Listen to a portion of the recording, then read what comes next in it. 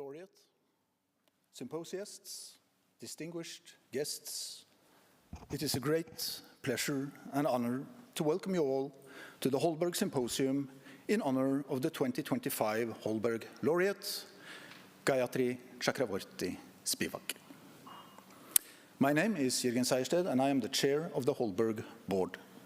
Each year, based on the recommendations of an international committee, the board awards the Holberg Prize to an outstanding scholar within the humanities, social sciences, law, or theology. We are delighted to welcome those of you present here in the University Aula in Bergen, Norway, as well as those joining us via live stream from around the world. This symposium marks the beginning of this year's Holberg Week, where we offer a week of celebrations and several academic events with the participation of eminent scholars. Established by the Norwegian government in 2003, the Holberg Prize honors the scientist and writer Ludvig Holberg, who lived from 1684 to 1754. The University of Bergen administers the prize on behalf of the Norwegian Ministry of Education and Research. For the Holberg Symposium, the laureate is invited to propose a topic, as well as the persons with whom she would like to converse. We look forward to taking part in the presentations and discussions during this year's symposium in honor of Gayatri Chakravorty Spivak, who has chosen the timely topic, the power of the humanities. To present the laureate and the symposium speakers, I am pleased to hand over to the academic director of the Holberg Prize, Professor Bjørn Enge Bertelsen, who will moderate the event. So please, Bjørn, the floor is yours.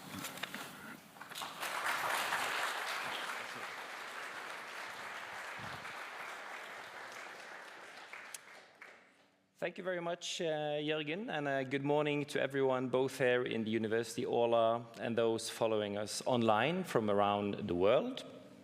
I'm very pleased to take on the task of moderating the Holberg Symposium in honor of the 2025 Holberg Prize laureate Gayatri Chakravorty Spivak. We are also extremely pleased to have three excellent symposium speakers with us here in Bergen. And we look forward to them all sharing their insights with us on the topic, as Jürgen just mentioned, the power of the humanities. And of course, all those terms, power and the humanities, might be discussed, and I think we will. This topic was selected by the laureate. The laureate and the three symposium speakers, Emily Apter, Olawashon Akinfenwa, and Lakshmi Subramanian, will all contribute to making sense of this topic, and we really do look forward to the interventions from all of you. But before we delve into the symposium topic, please let me introduce the 2025 Holberg laureate, Professor Gayatri Chakravorty Spivak. Born in Kolkata in 1942, 100 years after the 1848 revolution, Gayatri told me before we started here, I should remind you. Gayatri Chakravorty Spivak is a graduate of the University of Calcutta and Cornell University. Holding the post of university professor in the humanities at Columbia University, she's one of the most influential global intellectuals today. Spivak continues to shape several fields in an interdisciplinary manner. These include comparative literature, translation, post-colonial studies, political philosophy, and feminist theory, to name some. Her scholarship has been translated into well over 20 languages. She has taught and lectured in more than 50 countries, I repeat, 50 countries, and has received nearly 50 honorary doctorates and prizes from across the globe. Spivak's essay, Can the Subaltern Speak, from 1988, has become a formative text within post-colonial studies and beyond. Its global impact exemplifies her challenge to Western scholarship that occludes the perspectives of minoritized groups and their struggles. It was groundbreaking in starting from the experience of women in colonial India to examine questions of voice, and power. Her concept of planetarity in her book Death of a Discipline from 2003 further developed this critical approach, offering an ethical alternative to globalization. Among her many influential books are Critique of Postcolonial Reason from 1999, An Aesthetic Education in the Era of Globalization from 2012, and Ethics and Politics in Tagore, Coetzee, and Certain Scenes of Teaching from 2018. The Holberg Committee highlights how Spivak is committed to an interdisciplinary critique of structures of power and knowledge in an unequal world. In this sense, the labor of translation becomes an act of thinking through the limits of dominant modes of knowledge production. She defines translation as a profoundly philosophical and political act. Her highly influential English translations demonstrate her deep attention to multivocal and diverse epistemes. This is evident in her celebrated translations of Mahashweta Devi's literary works from Bengali, as well as Derrida's philosophical works and Aimé César's political writings, both from French. As a public intellectual and activist, Spivak combats illiteracy in marginalized rural communities across several countries, including in West Bengal, India, where she has founded, funded, and participated in educational initiatives. For Spivak, rigorous creativity must intersect with local initiatives to provide alternatives to intellectual colonialism. Her concepts, such as strategic essentialism and global criticality, are now widely used and debated across a number of disciplines and fields, I could add. Spivak's works challenges readers, students, and researchers to train the imagination through a sustained study of literature and culture. Taking the core of Western thought as an object of critical analysis, she has inspired, enabled, and supported otherwise inconceivable lines of critical interrogations, both at the centers and margins of global modernity. I think by any standard, Gayatri Chakravorty Spivak is a highly worthy recipient of the 2025 Holberg Prize. And it's therefore a great privilege for us to be able to organize this symposium in her honor today. I now give the floor to Professor Spivak, who will introduce the topic for the Holberg Symposium with the promising title, The Power of the Humanities. Welcome, Professor Spivak.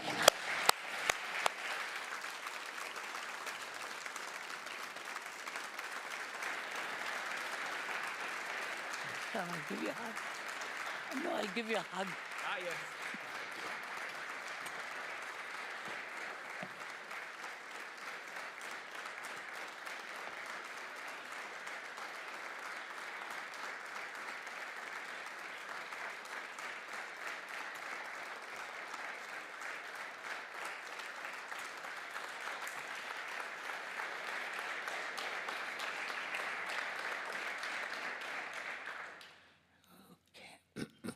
Actually, I have a mic in my pocket, so this is just decoration.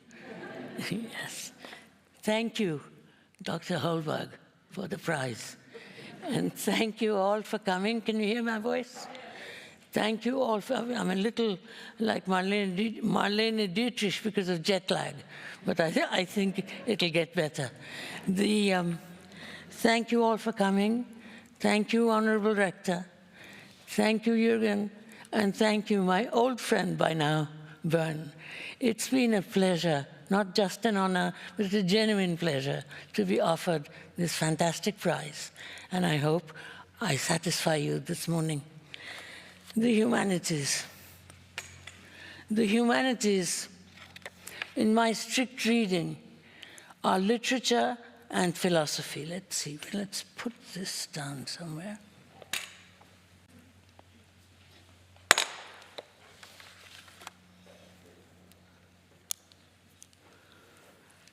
Literature and philosophy. Although all disciplines should be supplemented by the humanities. To supplement is to question the totalization of anything. No system is total for the humanities approach. There's always a hole for trying supplementation. All disciplines produce knowledge. The humanities teach the practice of learning. I have occasionally used an analogy between going to the gymnasium, in the US sense, going to the gym, not the German sense, going to the gymnasium to train the body, and going to the classroom to train the soul, not just reason, but also imagination, to practice learning. And for those of you interested in psychoanalysis, of course, Lacan, Jacques Lacan, the radical psychoanalyst, uses soul pretty much in this way. Soul. Just as you have to take time to train the body, so do you have to take time to train the soul. Speed is not necessarily a desired value here. Say that to the corporatizing university, that speed is not necessarily a primary value. The task is to produce muscle memory, as in athletes, muscle memory. And in the arena of the soul, imaginative reflexes cannot be produced by the toolkits of knowledge management, you know, white pages, writing points quickly. You can't do it that way.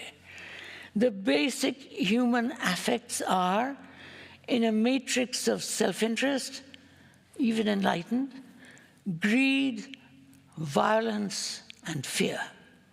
In the humanities, the training to learn the other is to train the imagination to displace itself into the space of the other, which is very different from the knowledge approach. A literary text for literature and a general human soul for philosophy is the program. This learning gives practice against self-interest, perhaps even against greed, violence, and fear, all affects which keep you locked in yourself. Attempting to displace oneself into the space of the other is also the irreducible form of the unconditional ethical, not just what is right, what is wrong, making decisions, the unconditional ethical. Muscle memory, by virtue of our guiding analogy, in this particular case, is something like a reflex. You know, the way athletes play, by reflex, they're not thinking about the next move. Muscle memory, by virtue of our guiding analogy, in this particular case, is something like a reflex, trained by the imaginative exercise of displacement into the other's texture, not just structural knowledge. On a more abstract, collective level, this is also the paradox of democracy. Between the abstract, rational subject of democracy and the racialized, sexualized, class-casted subject of discrimination, cross-cutting each other as in Venn diagrams, and between this aporetic subject space, which is not porous, you can't go through, between this, and yet you must, this aporetic subject space and the multitudinous other people whom I must also consider my equals. This is democracy. Other people whom I don't know, who don't resemble me, my equals, though not the same, the subject, and may be completely unlike my taste in every possible way. Equality, very difficult. This paradox often appears as the contrast between my liberty and equality, even with remote others, whose liberty must also be my concern. The power of humanities training inhabits the unease of this contrast. Democracy is so hospitable that it makes uneasy. It's not something wonderful and sweet like the pursuit of happiness. That ain't democratic. It allows us to understand that every decision is caught in what has been described as a double bind by Gregory Bateson. The possibility that the opposite of my argument might also be true, for remote others might also be served by this decision. I try to teach the students in my village schools, the subaltern, way below the NGO grade, this particular difficult truth that remote others are affected by their decision. They're not just victims to whom I should do good. Although for the short-term progress of action of whatever kind, we must take a decision, we would know that the decision is not necessarily correct, and it would thus halt the self-congratulation of apparent ethical action. The number of emails I receive from unknown people congratulating themselves because they have built 1 million school buildings, it's a bit boring. Self-congratulation of apparent ethical action, which actually allows opposition to continue. This powerful tool, the humanities, can be used against the global race, class, gender apartheid in education all over the world, which is the condition and effect of many of our gravest problems. The lawyers make laws, but the police enforce the laws, and generally the police suffer from this apartheid in education. The lawyers and the police are not educated the same way. So that there is this problem already right there. So this powerful tool can, in fact, be used against this. For this, we must consider the practice of learning in addition to the production of knowledge, which, as we well know, by itself can lead to destruction. We must consider the practice of learning as important as defense. We already have an international civil society, the field of non-governmental organizations, which the UN welcomed in 1994. I hope there's somebody in this room who was at the Cairo Convention, where we were absolutely startled and shocked by the fact that the United Nations had opened an NGO forum. It was an extraordinary feeling in Cairo. So we already have such an international civil society. We should use that available structure to produce and sustain, for the work must be persistent generation by generation, a decentralized teaching and teacher training system, texturally focused, mindful of the different needs of race, class, gender-marked collectivities, different needs, respecting the world's wealth of languages, therefore decentralized, even as we also emphasize the global languages, Chinese, Arabic, English, Russian. I should add that I am a practical person teaching for 60 years. I don't think this will happen, but I must say it for the philosophers of the future. Although I am speaking of what the humanities beyond the disciplines can achieve to produce the general mindset willing social justice, it also needs to be institutionalized and needs structure. Lakshmi Subramanian, one of my guests, has described structural changes in India in her paper beautifully. We academics must attend to these structures, not only in India but everywhere, non-stop, given that our social formation is only for speed and efficiency, and that's what the structures are devoted to, implementation, and not for a slow training to make people use speed and efficiency in a just way, as means rather than ends.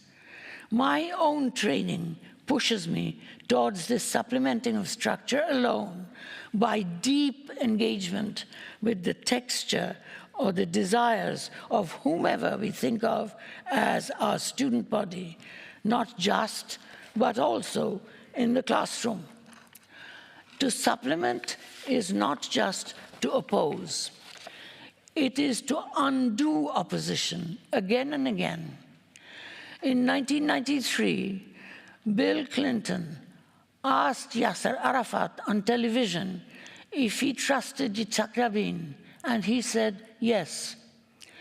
It was a political, not an ethical moment, but it can stand as a model of the undoing of oppositions that the humanities beyond the disciplines can achieve if used slowly and if mistakes are used as instructive moments, persistently. Why expect mistakes? Because humanities beyond the disciplines always expands its circle of activity beyond what is institutionally allowed structurally.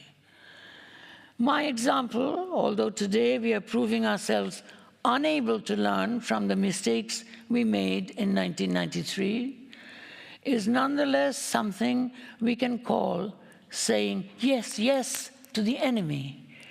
This is how far the practice of training the imagination away from self-interest can go, if well done. I'm thinking of all my students, and in fact, one of them is one of our speakers, Oluwaseun, and he knows well that this is something, this difficult thing that I urge, saying yes, yes to the enemy. This is how far we can go with humanities. Remember, within the European tradition, Gorgias the sophist, and indeed the sophists as such, supplementing Socrates, who directed us toward mere reason, what Kant would call die bloße Vernunft, centuries later. Remember, in the Indic tradition, the Nyayikas, who could practice only when they were also capable of presenting in detail the argument of the other side, the Pratipaksha, as their own. I have no doubt this tradition exists for us to resuscitate if we have a system that acknowledges the world's wealth of languages. I have no doubt this tradition exists all over the world. It is only the predictable limits of my ignorance, in other words, my imperial tradition, therefore the Greeks, and my identity tradition, the Indic. That's why I'm confined to these two examples, but these are not the only ones. Humanities beyond the disciplines, if practiced as such, can push you beyond such limits, imperfectly, always imperfect, but always there.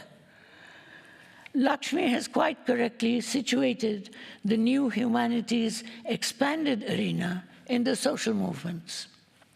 Of course, this is what I structurally call the international civil society. I was very pleasantly surprised when I saw, as in the past, we have come to the same conclusion without consulting each other, that it was happening again, Lakshmi. So this is what I structurally call the international civil society available to us for the kind of decentralized efforts we are describing.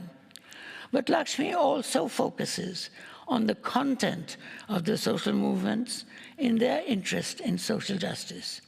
And there, I look forward to working with her in practicing the learning model of the literary humanities that I have already described, praying to be haunted by the other space, praying to be haunted.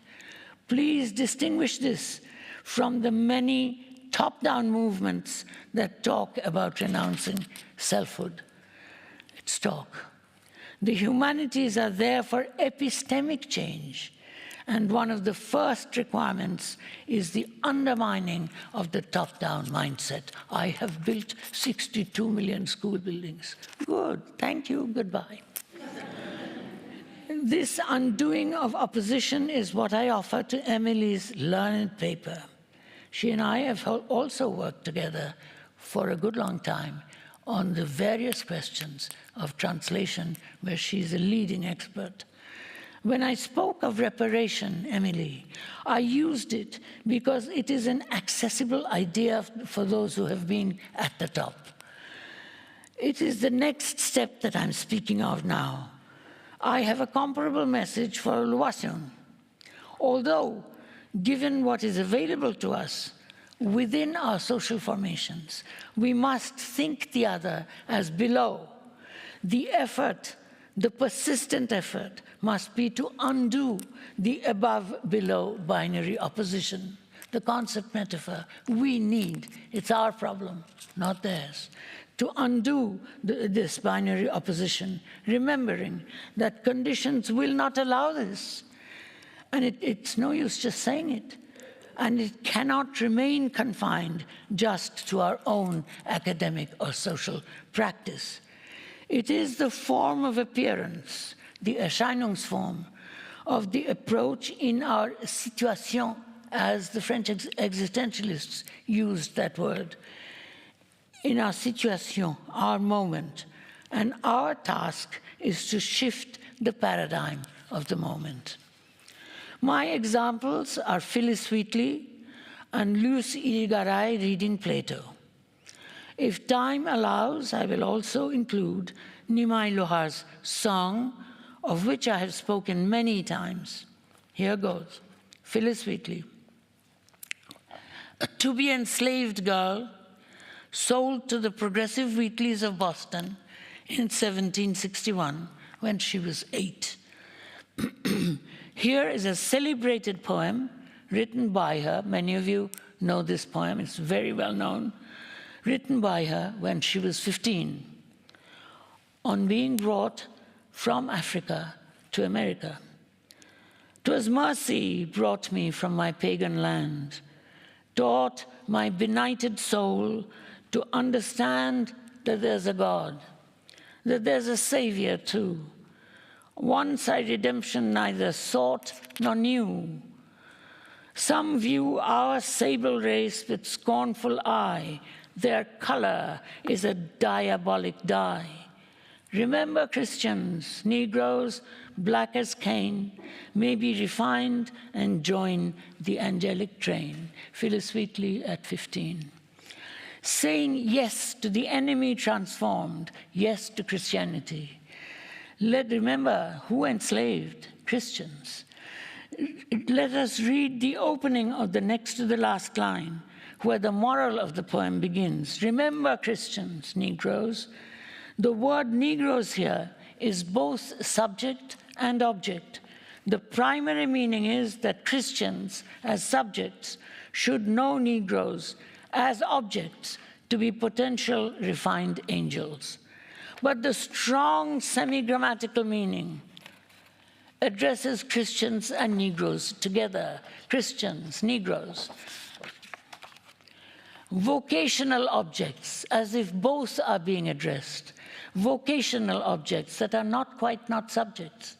When you address, remember that old wonderful paper by Jonathan Culler on the apostrophe. This is where he kind of summarized the teachings of deconstruction. Emily and I have heard it many times. Jonathan liked presenting that paper. Which addresses Christians and Negroes together. Vocational objects, say you. Vocation, interpellation objects. Vocational objects that are not quite not subjects.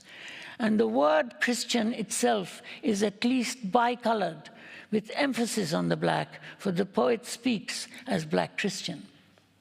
Close reading, you will say. Perhaps. But humanities at work is about epistemic change, and close reading controls, producing a reasonably correct reading. The literary humanities we are describing leaves the reading unverifiable. I don't claim that this is correct, but this is good for mind-changing of the desires of the student body, for moving your desire. What matters is to be haunted by this caesura in the middle. Remember, Christians, Negroes.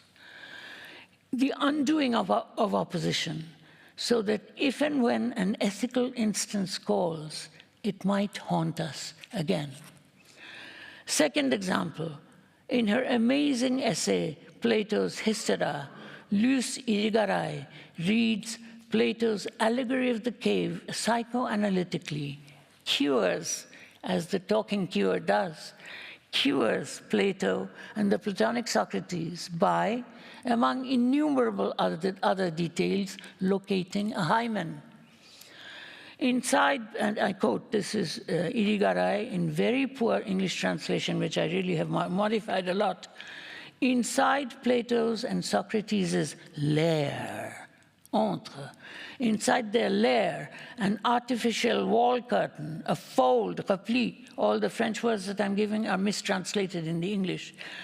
Fold, reprise, representation of a hymen. This is a real surprise. Inside Plato's cave, and she reads very carefully, as an analyst does, of a hymen that is never crossed, opened, penetrated, pierced, or torn. The fragility, the tenuousness, or even transparence evoked by the diminutive teichion, and perhaps by reference, au revoir, to a curtain resting upon the integrity of this partition, l'intégrité, upon the integrity of this partition, an inner facade that demultiplying, démultipliant, this difficult word is forgotten by the translator, an inner facade that demultiplying the opposition inner, outer, to infinity, à l'infini, forgotten by the translator, etc. Unverifiable analysis, inviting the reader to think through and act through the possible consequences of the being torn, infinitely demultiplied from the opposition tearing being torn. What is it to demultiply? That's the epistemic question. What is it to demultiply? Can I reduce it to a version of undoing? I don't know, but that's the task. My frequent first reader, Professor Rosalind Morris, said the final paragraph that I'm now going to read had packed too many things together, and given that I had time constraints, I should perhaps let it go. With your permission, I told Roz, with your permission, I am going to give it a try. Please hang in. If I'm able to keep your interest, you will feel the limits of intertextual interaction. I mean, there's so much nonsense talk about interaction all around the world. I say to my US friends, and the good ones listen, and I particularly mention wonderful Angela Davis, who's certainly a much greater activist than I am. But I've said to Angela, Angela, you do transaction, you do interaction. Sorry, transaction is the other one, Donald Trump. But anyway, it comes to mind because we are self-censored and we can't mention it, right? At any rate, the limit, I'd say to her, you do interaction. But don't you see, in a minute, the fact that you are a powerful US person gives you all the power? What? And she, Angela, says yes, because she is a very, very, very intelligent activist. So therefore, I hope you will feel the limits of intertextual interaction and the felt need for intervention. Final example then, a song my illiterate friend Nimai Lohar sang to me sometime ago, Mon kore udibar tore vidhi dai na pakha. This is the song. Let me have the slide. Is it there? This is Nimai. So it's just the man, okay? It's his picture. What does the song mean? Mind makes as if to fly. Fate or law gives no wings. This is the song. I have compared Bidhi, Bidhi Dainapaka, Bidhi doesn't give wings. I have compared Bidhi to Cordelia, bond, the word bond, as spoken by Shakespeare's Cordelia in King Lear. I quote, unhappy that I am, I cannot heave my heart into my mouth. I love your majesty, according to my bond. No more, nor less. And then Leah says, for those of you who know Shakespeare, and there are many in this room, I'm sure, the lines will occur to you. When she says, I love your majesty according to my bond, no more nor less, measures. Leah says, how, Cordelia? Mend your speech a little, lest you may mar your fortunes. Look now, moving now from one social formation to another, look now at the representation of Lucy in J.M. Coetzee's Disgrace. I've written about this, a middle-class lesbian, Lucy, able to transform and displace father-daughter to colonizer, colonized. Nimai, the subaltern, always according to Gramsci's definition, small groups in the margins of history. Nimai, the subaltern, is outside of this history and can only sing the song.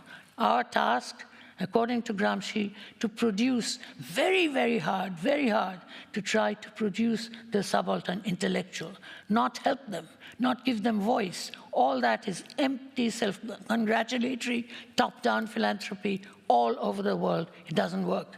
At any rate, so Nimai, the subaltern, is outside of this history and can only sing the song. Lucy, the white South African, decides to marry or be concubine to the black man who had condoned her rape. Unlike Cordelia, she is not withholding speech, protesting the casting of love in the value form and giving it the wrong value. For Lucy, it is rather the casting aside of the affective value system. Casting aside the affective value system attached to reproductive heteronormativity. I love your majesty according to my bond, because I love my husbands too. Remember, I love my husband, and so should my sisters have loved them, according to reproductive heteronormativity. And Cordelia is the daughter of her father. This is not an acceptance of rape in the case of Lucy, but rather a refusal to be raped by instrumentalizing reproduction. Cordelia had said, nothing, my lord, nothing. Nothing will come of nothing, nothing, and silence. That's Cordelia, right? Lucy is made to make clear that the nothing is not to be itself measured according to my bond, is not to be itself measured as the absence of everything by the old epistemico-affective value form, the system of knowing loving. It is not nothing but, Lucy insists. It is the nothing of the colonized, enslaved subaltern, a scary beginning, because he can only sing the song. There's a task there for us, and not just, Sean, not just below. This is not just below. I am here standing up, above and below, but that is not forever. So we can't just call it below. It's, when I whisper like this, you can hear me in the back? Okay, good. So it is the nothing of the colonized, enslaved subaltern, a scary beginning. The earth belongs to no one. Identity politics has nothing to do with the immense systematicity of the planetary, which really began not at whatever it was called, the death of a discipline. The death of a discipline is an intended mistake. I'm wrong there about planetarity because students must be given hope. But it really began in 1997. And what I noticed there was the indifferent immense, it's not even indifferent because it's not something that has affects, the immense systematicity of the planetary. In terms of that, we are nowhere. Identity politics has nothing to do with it. The power of the humanities beyond the disciplines is to set us free of mere identity. Thank you.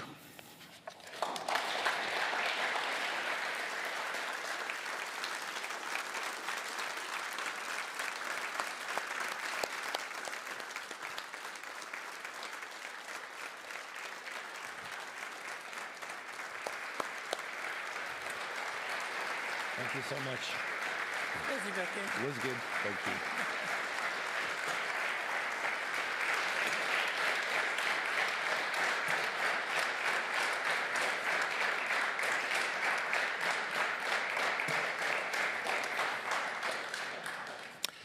Thank you so much, Professor Spivak.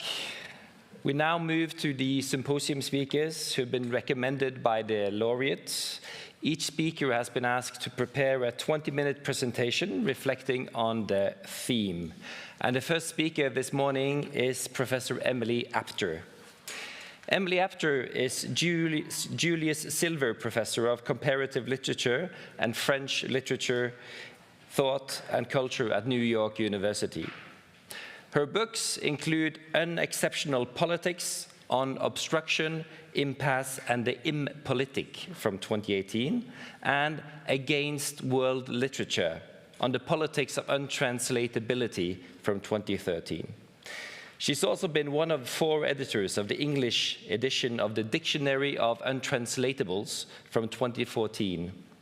This work delves into almost 400 philosophical, literary, and political terms and concepts that defy easy or any translation from one language and culture to another. This dictionary was originally published in French. She's also the author of The Translation Zone, a new comparative literature from 2006, which has been translated into many languages, among those French, Mandarin, and Japanese. Currently, she's also finalizing a new book entitled What is Just Translation? Changing Languages in the Political Present, which will be published by Verso. I would also like to mention a few key positions and recognitions. She has been the president of the American Comparative Literature Association, the Daimler Fellow at the American Academy in Berlin, Fellow at the Council of the Humanities at Princeton, and a Guggenheim Fellow. For more than 2 decades, she has also edited the Translation/Translation series at Princeton University Press. Professor Apter works within a number of fields, including philosophy in languages, political theory, translation theory and praxis, sexuality and gender, critical theory, continental philosophy, psychoanalysis, gender and ontology, French fiction and poetics, and history and theory of comparative literature. In an interview made with her in 2022, she described her work as being, and I quote, centered on the politics of translation, on theorizing in untranslatables, end of quote. I believe she will also share some of her work in this field with us today, as the title of her presentation is A Deremptive Theory of Translation. Professor Apter, the floor and microphone is yours.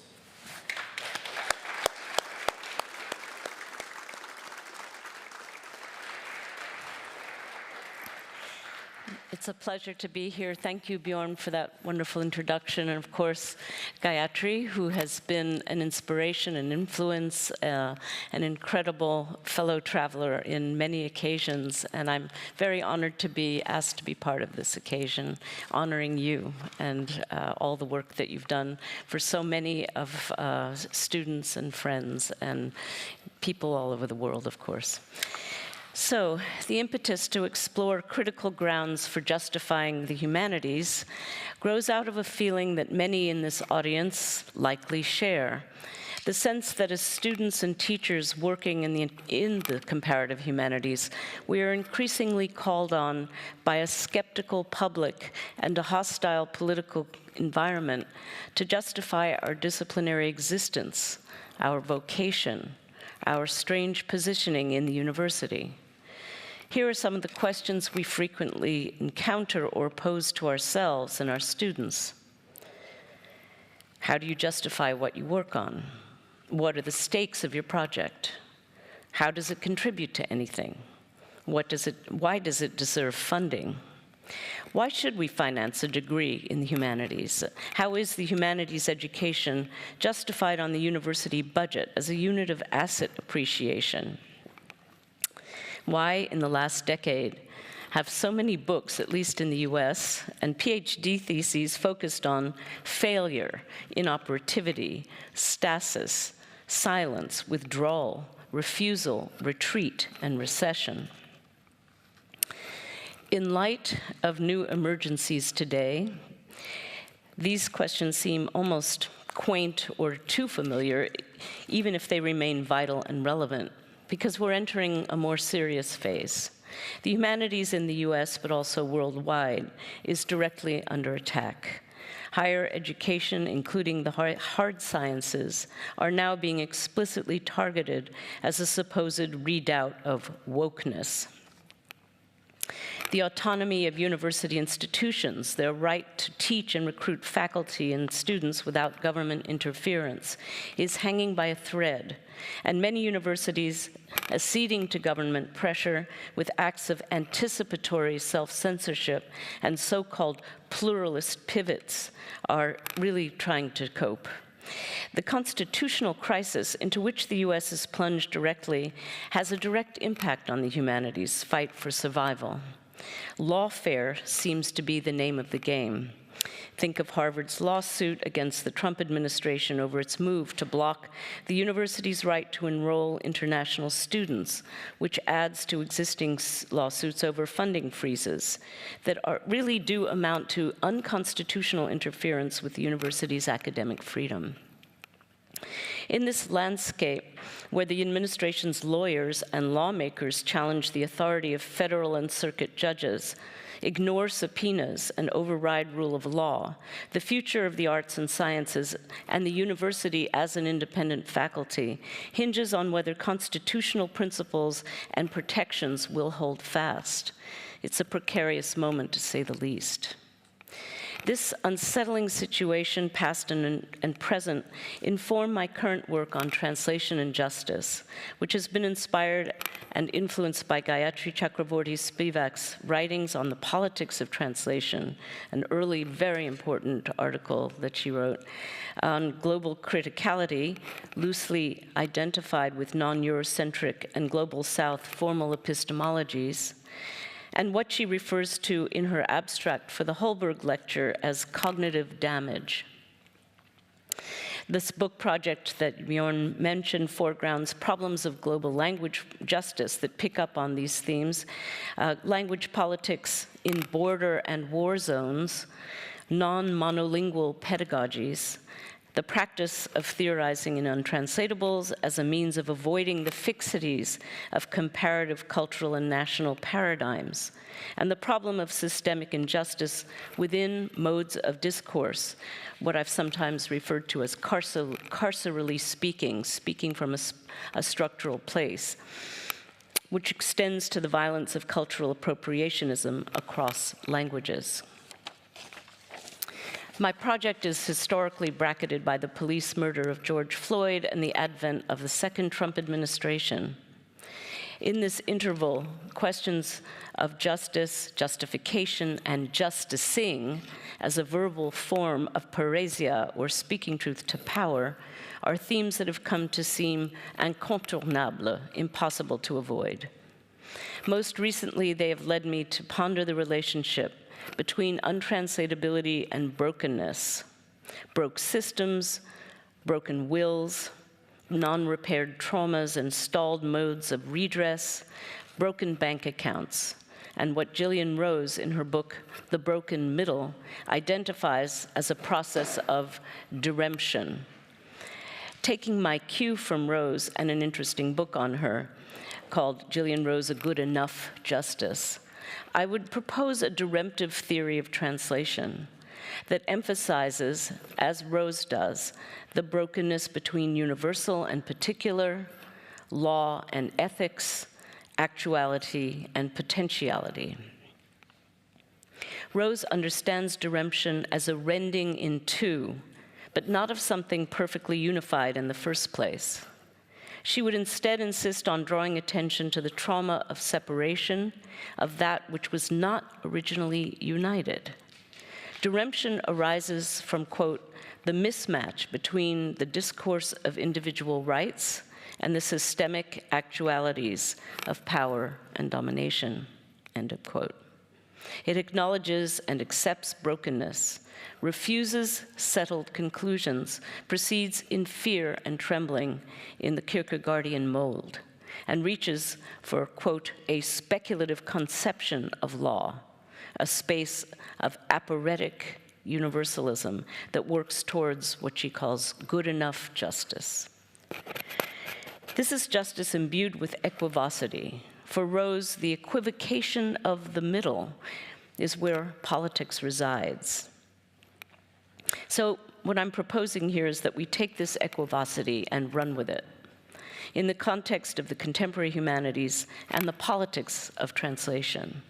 Let's call it, in the spirit of Rose's diremption of spirit, a diremptive strike against monolingual orders of thought and for a concept of the concept that lives in the broken cosmopolitical middle, grappling with deathly separations, political breaks, and unmended language worlds. In the spirit of Spivak's work on living translation, this is the title of one of her recent books, let me identify Rose's diremption with a reparative politics of translation. A diremptive theory of translation does not fit easily into the established subfield of law and literature. For the most part, this subfield has not focused on translation at all.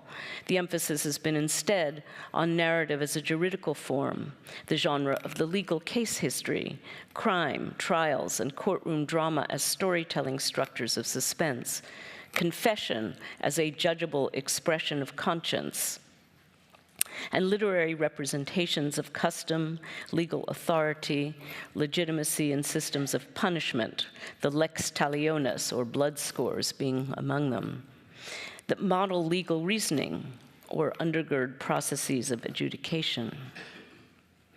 Weichi Dimick's essay, Weak Reparation Law and Literature Networked, while not on translation per se, analyzes William Faulkner's choice of the Chickasaw word Yoknapatawpha as the name of his fictive southern county in ways that are directly relevant. It considers the problem of translation as linguistic appropriationism, as a form of cultural property theft that demands, if not punitive damages, then at least the requirement of some kind of amends. In this sense, we could say, translation functions as a way of taking something from an original and then trying to make up the loss. It becomes, at least in this case, a reparative practice aimed at compensating the divestiture of a source tongue. This, I think, is more or less how Dimick sees reparations at work in Faulkner's appropriation of the Chickasaw word. Oh, sorry, okay. We'll just leave that up there. For a life-replenishing river. How much more time do I have? 10 minutes. Okay, I wasn't sure when we started.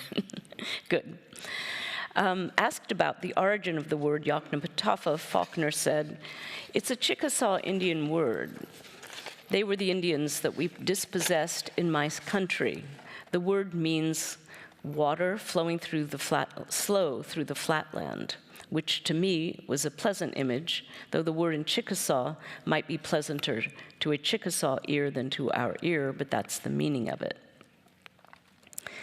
Now, Dimick criticizes Faulkner's reparative gesture as weak, and while I wouldn't disagree, I think this adjective neglects to take full measure of the travesty that he will then, later in the interview, commit when he goes on to establish a false moral equivalence between the genocidal violence committed on indigenous communities by settler colonialism and the defeated territories of the Confederate South, marked by the remnants of what they call the lost cause and condemned to social decline.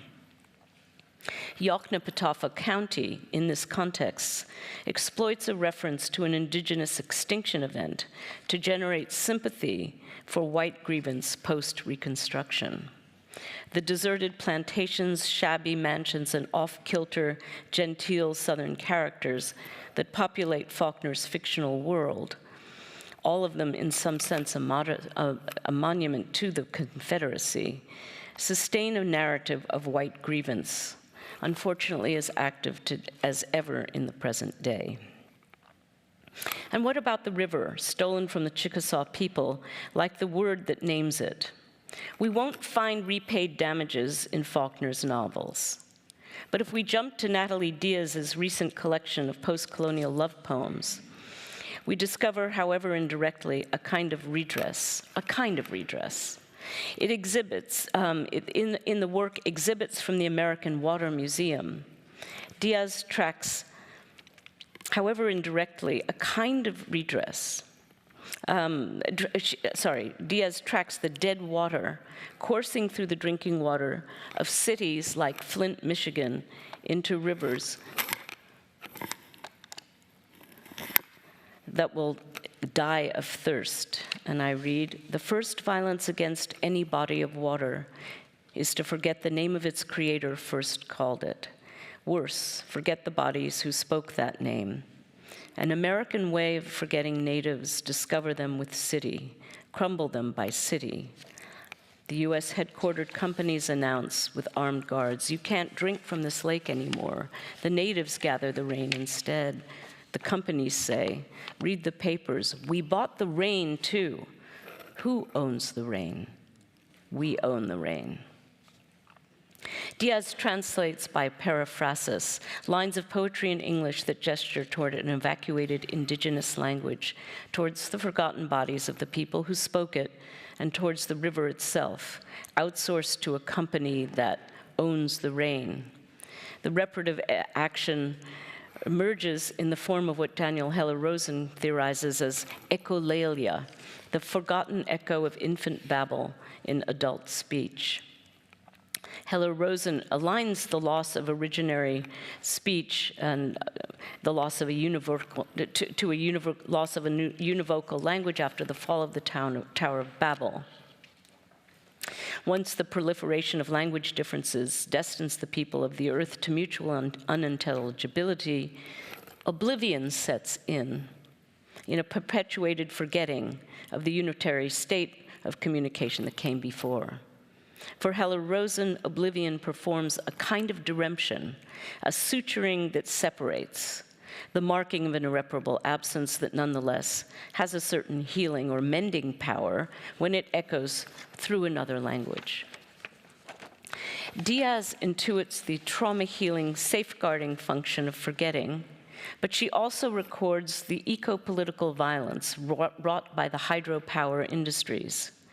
Like an inscription on a tombstone or the script on a page that memorializes an instance of forgotten speech, Diaz's Spoiled River produces the afterlife of its translation in the spirit of Walter Benjamin's notion of Überleben, the original that thrives on or lives away only in translation. A testament to the damages of settler colonialism, Diaz's repossession of the river in the Water Museum may be read as a reparative echo of Faulkner's linguistic land grab of Yoknapatawpha. In another poem, Manhattan is a Lenape word. Diaz's rebuke to white linguistic appropriationism is clearer still. Manhattan is a Lenape word. Even a watch must be wound. How can a century or a heart turn if nobody asks, where have all the natives gone? If you are where you are, then where are those who are not here? Not here. Which is why in this city, I have many lovers. All my loves are reparations loves. The theme of reparations is suggested not only by the line, all my loves are reparations loves, but also by the diremptive play between wound and wound, as in the winding of a watch, which introduces a poetics of temporality and historicity, of past and now time, that allows the ghosts of the Lenape people to re-inhabit the city of Manhattan. The siren song of a Native American tongue is picked up in the siren of an ambulance. It is also visually apprehended in the apparition of a coyote, quote, wandering West 29th Street in a long wrist of light. The poem is a reminder that the English monolect is not sovereign. It is haunted by ancestrality and oniric reminders and remainders, resurgent in urban toponyms and streetscapes, sustained by a saving oblivion.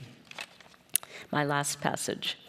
Reparative translation becomes possible to grasp as a poetic praxis in the world of someone like Diaz, whose English builds a reckoning with native words and lives into the syntax of its verses and into the dialogic structure of call and response, question and answer that localizes the reverberations of First Nation voices.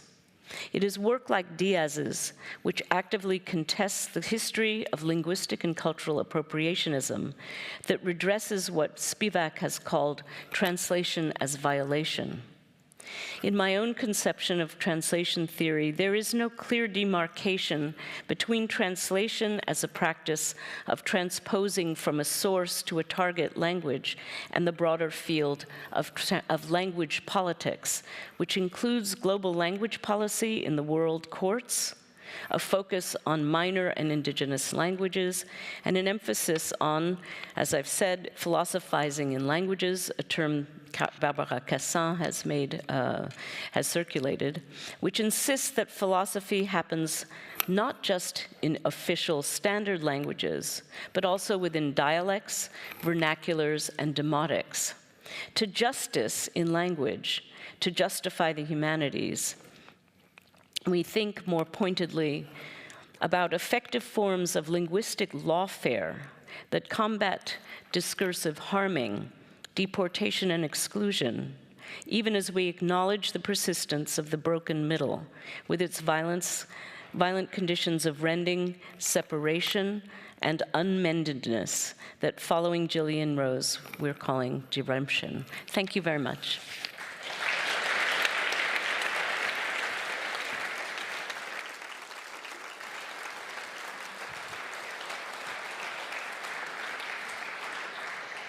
Thank you very much, Professor Apter. Next speaker in the symposium is Oluwaseun Akinfenwa. Dr. Akinfenwa's research explores how marginalized knowledge systems can inform and transform scholarly inquiry and development practice. He has particularly been concerned with knowledge systems rooted in African maternal health traditions and based in indigenous languages. Drawing on fieldwork conducted through the Mother Tongue Collective in Nigeria, he has particularly worked on how epistemic agency can emerge when scholars learn with communities rather than about communities. He has noted that Professor Spivak's insistence on learning from below has been foundational to his work, challenging conventional methodologies and affirming the ethical power of the humanities. Dr. Akinfenwa's research has examined how traditional birth practices influence maternal health outcomes and how these systems, often dismissed by modern frameworks, offer invaluable insights for inclusive healthcare. He has said of his work in both teaching and research that he, and I quote, aims to bridge lived experience with academic frameworks, fostering mutual learning, interdisciplinary dialogue, and justice-driven scholarship, end of quote. In addition to his research and teaching, he serves as principal systems analyst at the Center for Information and Innovative Technology Resource at Kwara State University. This background complements his academic work, especially in promoting linguistic and epistemic diversity. He underlines how the intersection of technology and the humanities enables him to bridge practice with theory and foster justice-oriented, context-sensitive approaches to scholarship and systems design. The title of his presentation today is Learning from Below. Dr. Akinfenwa, the floor and microphone is yours.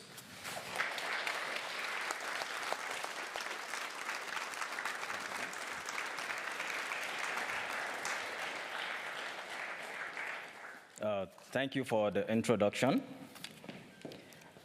Good morning, everyone. It is an honor to join you today to reflect on the enduring relevance of the humanities, particularly through the lens of Professor Gayatri Chakravorty Spivak's call to learn from below.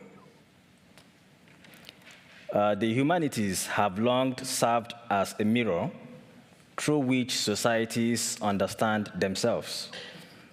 Today, I speak from the position of an individual whose intellectual trajectory has been deeply shaped by Professor Spivak's pedagogy, and more personally, by fieldwork conducted in rural communities across Nigeria as part of the Mother Tongue Collective. My talk is titled, Learning from Below in the Pursuit of Knowledge. And I hope to offer insights into how humanities research can be rooted in humility, community, and shared intellectual labor. The Mother Tongue Collective, a pioneering initiative championed by Professor Spivak, embodies this philosophy by engaging with marginalized communities and prioritizing indigenous knowledge systems. The initiative emphasizes that the knowledge systems of communities with unsystematized languages, those passed on through memory rather than colonial grammars, have been historically undervalued and calls for the rebalancing of epistemic power, recognizing that communities often carry frameworks of knowledge that defy the academic insistence on what counts as valid evidence. This realization has shaped my own academic journey, compelling me to critically reassess traditional epistemological frameworks and methodological approaches. For context, African mother tongues refer to indigenous languages that are still in use, but generally unrecognized for development purposes. The inspiration from Professor Spivak. Professor Spivak's mentorship has been instrumental in challenging traditional academic arrogance, pushing scholars to move beyond theoretical abstractions and engage in practical, community-based research. In her teachings, she emphasizes the importance of rearranging intellectual desires, moving from a prescriptive mode of knowledge transfer to an approach that prioritizes mutual learning. This has had a profound effect on how I conducted my doctoral research. One of the defining aspects of Professor Spivak's teaching is a commitment to the practice of learning, rather than just acquiring knowledge. Learning is an active, ongoing, and deeply immersive process that requires engaging with subjects as knowledge holders rather than data points. The pedagogical stance influenced not just my research approach, but my entire outlook on academia. During my research on maternal health practices in traditional birth delivery centers, I initially approached the field with a conventional methodology that treated the women and traditional birth attendants as mere data sources. However, inspired by Professor Spivak's insistence on learning from below, I realized the inadequacy of this approach. The knowledge these women held, passed down through generations, was not merely anecdotal, but was grounded in centuries of lived experience, making it indispensable to understanding maternal health. For instance, a traditional birth attendant demonstrated the birthing posture adapted to that particular rural terrain, which significantly reduced labor duration, an embodied technique refined over generations, but absent in biomedical literature. I stopped being the researcher and became a student, not of data points, but of wisdom coded in practice, memory, and song. This shift in perspective led me to abandon the top-down approach that is prevalent in much of academia. Instead, I embraced learning from below. one that privileged the voices of the women themselves.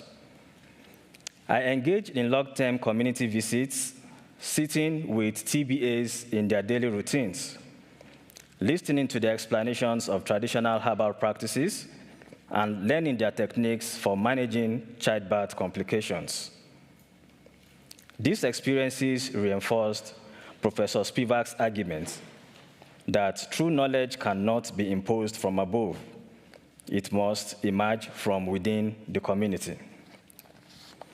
How this approach shaped my PhD research. Professor Spivak's emphasis on learning as a continuous process rather than a fixed body of knowledge was a major inspiration for my choice of PhD research topic. The decision to focus on traditional birth practices was not simply an academic one. It was shaped by my interactions with the marginalized women and birth attendants I met through community visits and engagements with the Mother Tongue Collective. Throughout these visits, I was struck by the disconnect between traditional birth attendants and the formal medical system. Despite their centuries-old knowledge of maternal health, TBAs were often dismissed as relics of the past, their practices deemed outdated and unscientific. Yet, in conversations with these women, I discovered that their knowledge was deeply rooted in environmental, social, and cultural contexts that modern medicine often failed to acknowledge. This realization posed an important question. What if, instead of treating these knowledge systems as separate or inferior, we could integrate them into formal healthcare frameworks? This question became the foundation of my PhD research. I sought to explore how traditional birth practices influenced pregnancy outcomes and how collaborations between TBAs and modern healthcare practitioners could lead to improved maternal health in Nigeria. The central aim of the study was not just to extract information, but to genuinely learn from them, to understand how their experiences and practices could inform better maternal health policies. Academia and the marginalization of knowledge. One of the profound realizations I had during my research was how academia has historically marginalized indigenous knowledge systems, reducing them to mere data points to be analyzed through advanced statistical tools.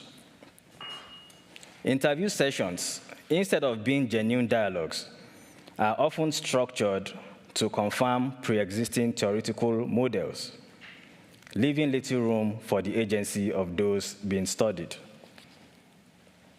The traditional model of ethnographic research often places the researcher in a position of power, dictating the terms of engagement. However, my work with the Mother Tongue Collective underscored the limitations of this approach. Communities are not laboratories, and people are not experimental subjects. They are knowledge holders in their own right. It is our responsibility as scholars to create conditions where their voices are amplified and taken seriously. Professor Spivak's work reminds us that development will always remain elusive unless subject agency shifts. This means moving beyond extractive research practices and instead creating infrastructures that empower communities to shape their own futures.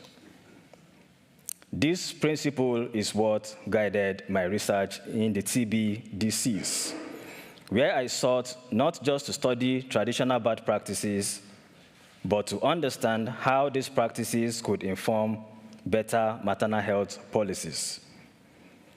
expanding our imaginations through community engagement. Through sustained engagement with communities, we have learned to decenter ourselves as researchers.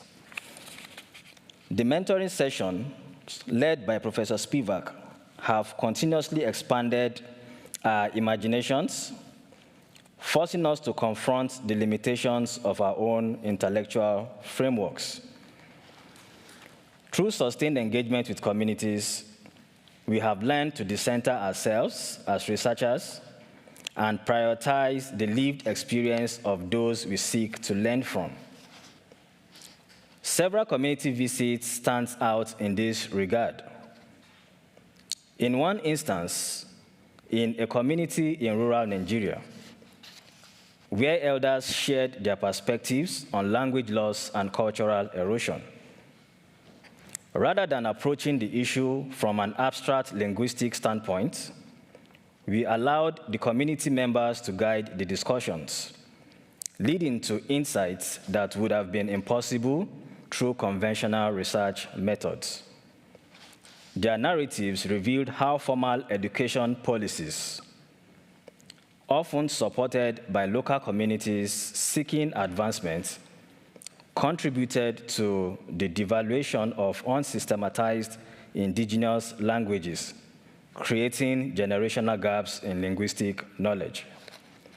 Especially with the established African lingua francas, what has been undermined are the many local variants of languages, which were restructured by missionaries into standardized forms, and thus leading to the loss of linguistic plurality.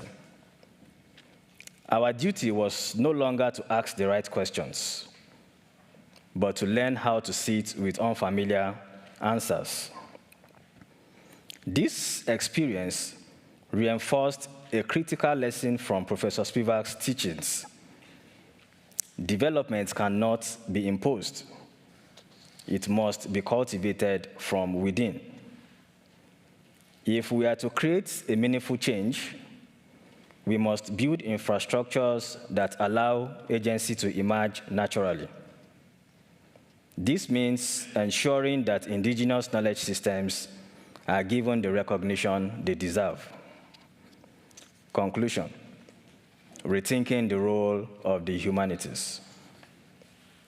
At a time when humanities disciplines are increasingly undervalued, it is more important than ever to reaffirm their relevance.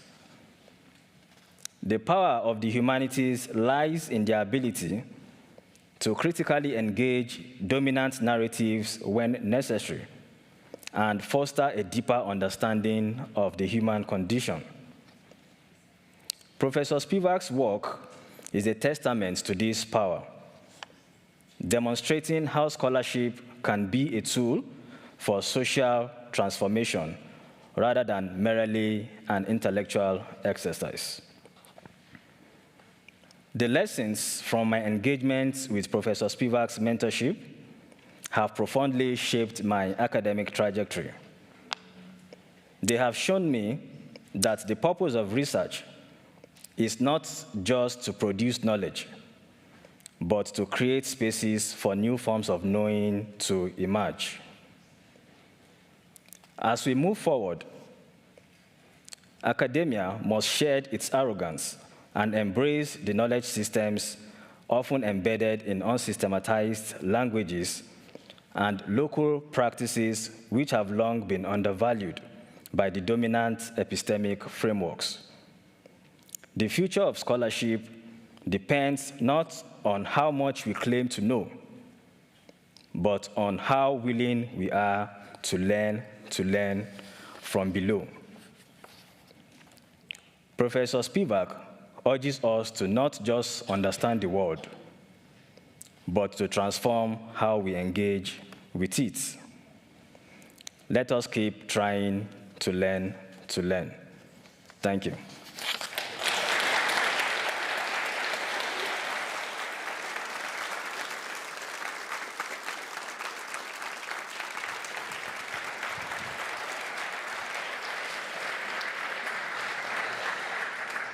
Thank you very much, Dr. Akin Fenwa. Our third and last speaker today is Professor Lakshmi Subramanian.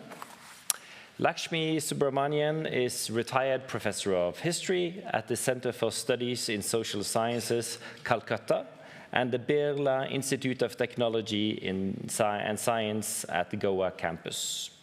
Subramanian has a long and distinguished teaching and research career in India and overseas.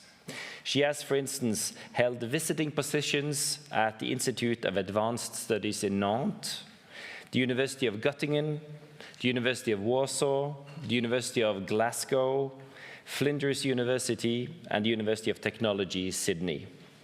She has also been the recipient of several international fellowships, including the prestigious Mellon Fellowship at the University of Witwatersrand in South Africa, and the Adam Smith Fellowship at the University of Glasgow.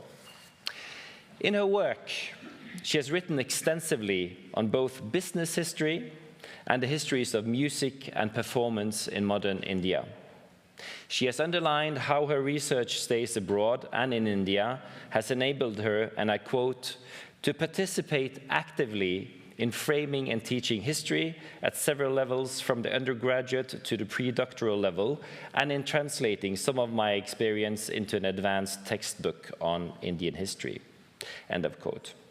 An example of this is the major work, History of India, 1757 to 1857, published in 2010. Professor Subramanian has also worked extensively on the field of maritime history, focusing on both the ramifications of Indian capital formations in pre-colonial and early colonial Gujarat and Bombay, in addition to looking at social networks, including those of piracy and predation in the Indian Ocean. This research has led to the publication of, for instance, The Sovereign and the Pirate, Ordering Maritime Subjects in India's Western Littoral from 2016, and the book The Three Merchants of Bombay from 2012. In addition, she's also published the books Singing Gandhi's India Music and Sonic Nationalism from 2000, and India Before the Ambanis, A History of Indian Business, Market and Economy from 2024. The title of our presentation today is Humanities and Social Sciences in India. Professor Subramanian, it's a great pleasure to have you here, and the floor is yours.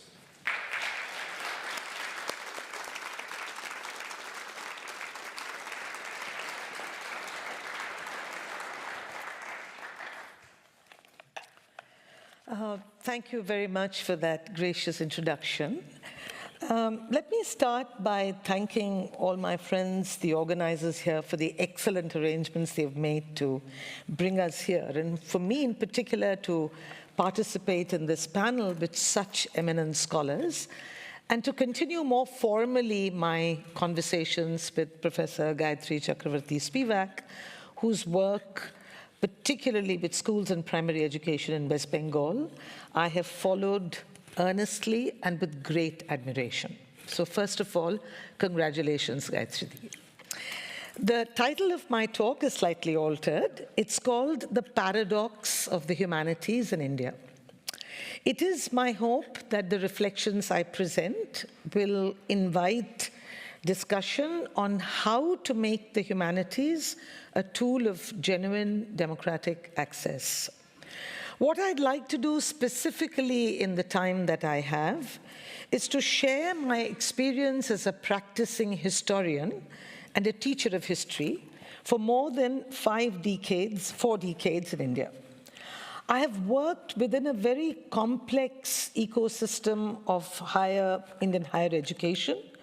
I began my teaching career in the late 70s, early 80s at a university that in its inception and origins resembled the Humboldtian model and was envisioned as an alternative to colonial universities, the kind of which I studied, the kind of which Gayatri went to in presidency. I then moved on to mainstream public universities under the aegis of the state and the central governments, spent a fairly long stint at one of India's premier research centers, and most recently taught at a Science and Technology Institute, again very premier, with a focus on STEM. The brief was to revive the humanities and social sciences in this STEM institute.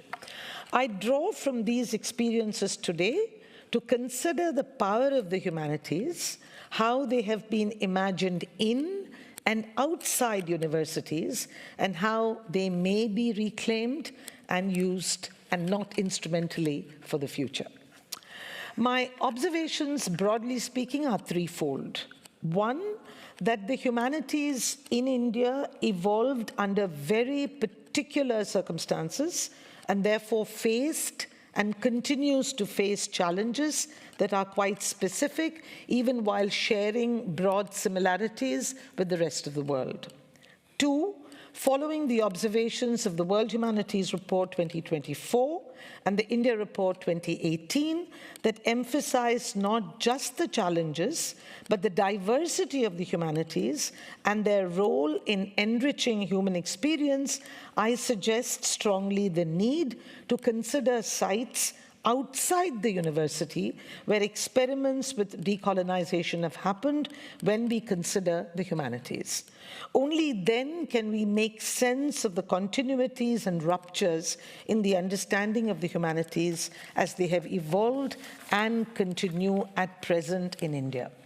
Three, I suggest that the humanities in India, notwithstanding very serious budget cuts and brutal instrumentalization, and I use the word advisedly, in the service of the market and the neoliberal current state, have actually made a comeback from around the 2000s under very unusual political circumstances.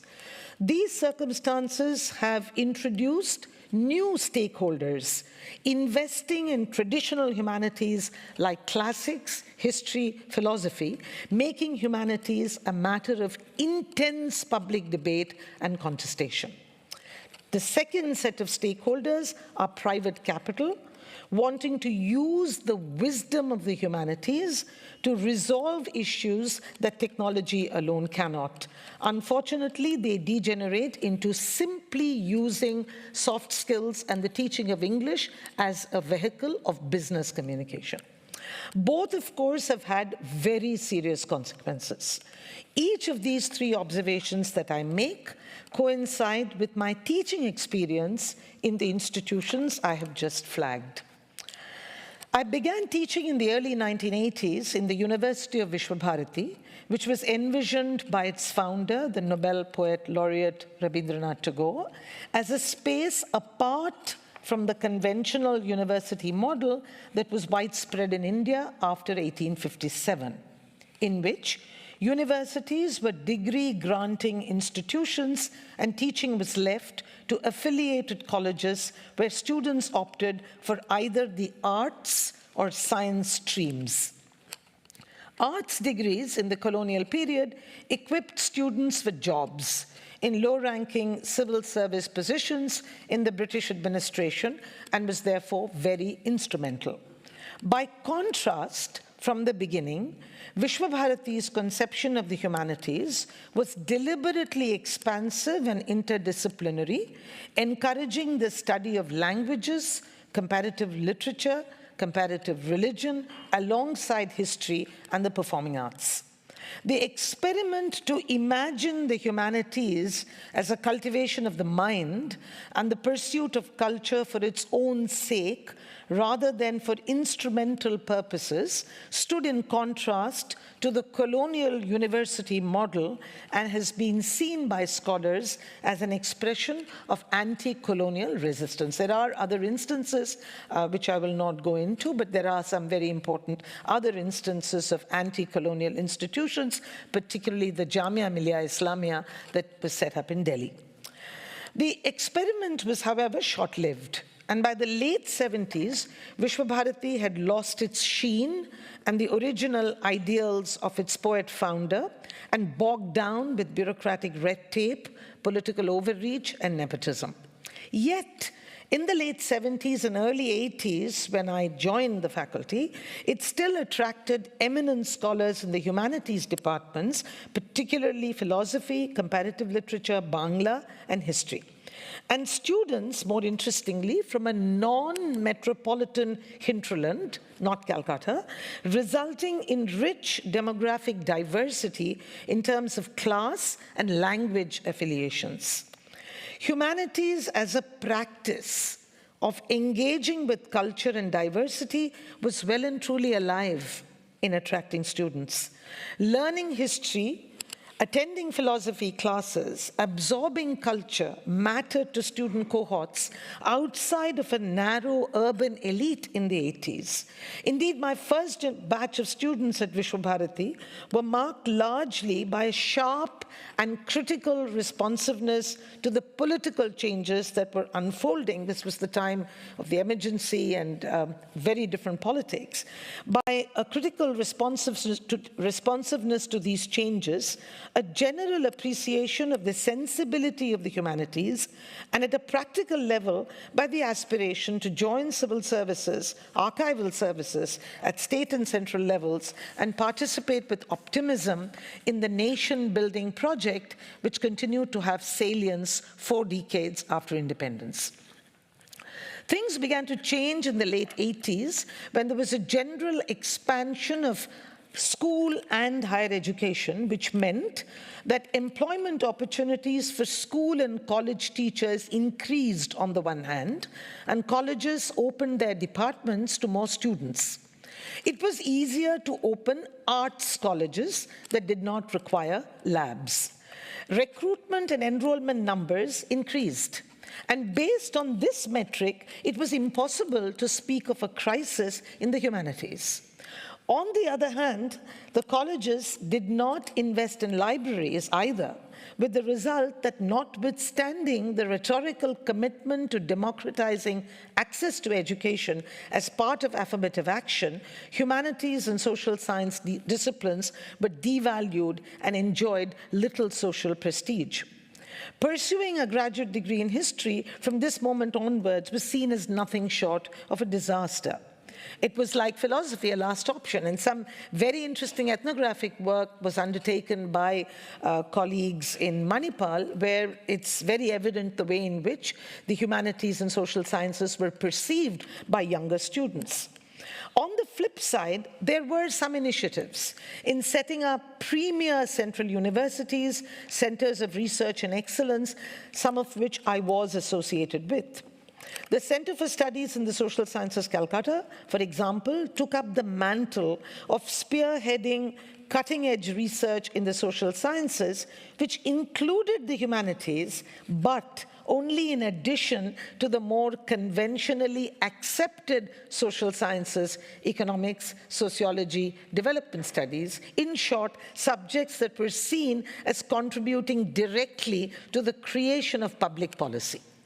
There was from the very outset a structural problem arising out of how the arts or the humanities were envisioned even by premier social science centers. By the late 90s, things took a turn for the worse, when the humanities were seen as a lost cause for both policymakers and the general public, and technical solutions seemed to be the key to all problems. The period also coincided with massive bureaucratization of university setups and the adoption of new matrices to evaluate programs. This resulted in the subordination of all humanities and social science programs to other fields, which were seen as more productive and profitable. In many cases, history departments subsumed vocational courses like tourism. Most of the regional universities, the state universities that were short on funds, paid no attention to redesigning courses and were happy to allow students to pass exams with bare minimum effort or engagement, and there was a parallel system of tutorial centers that were spawned under the university system. Political considerations impacted recruitment and standards, barring a few cases where, thanks to commitment and energy in making affirmative action meaningful, the value of the humanities and social sciences was demonstrated with some rigor. But this also meant that these premier institutions became part of a handful of institutions associated with academic excellence and with the internationalization of higher education and application of market metrics became complicit in upholding yet another hierarchical structure. So in any grant application, you would only have 3 or 4 suspect universities that would come in. On the other hand, keeping the spirit of inquiry and critique alive, which is what the humanities were meant to do, these universities and centers also became easy targets for government attacks and interference. So it was really a double whammy, both internally and from the outside. So how did the humanities survive? And where did they flourish? They did in unexpected quarters. For universities were not the only sites where the humanities were pursued. Social movements, most notably the women's movement, and caste-based civil rights movements provided impetus to new academic departments and disciplines such as the fields of women's studies, partition studies, Dalit studies, and performance studies. Social movements thus were the sites where the humanities were creatively imagined and, more importantly, communicated to a larger public. Women's movements in particular enabled a critical revision of the understanding of humanities conceptually and infused feminism into the humanities. This is also true for for scholarship in regional languages, where there has been an effort to interrogate categories and decolonize the humanities. Admittedly, we do not recognize them sufficiently, as formal scholarship is still in the hegemonic language of English, but it would be unwise not to recognize the fact that humanities is taught and practiced and distributed across multiple languages and locations.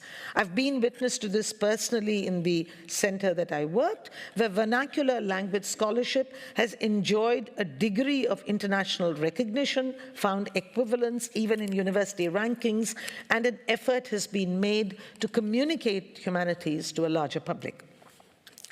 Finally, I'd like to come to the contemporary moment, which I think we can assess, and it's important to assess in different ways. And this is the moment that I say is marked by the return of the humanities, informed only in part by the understanding that technological solutions do not have the answers. There is, however, a contradiction at play here. On the one hand, technocrats do not genuinely believe that humanists are possessed of a wisdom in which they themselves are lacking. On the other hand, they aspire to do things that trained humanists do with ease, to communicate, to give the impression of familiarity with arts and culture, to be ready to be critical, and that confers an air of sophistication and ultimately to be tastemakers.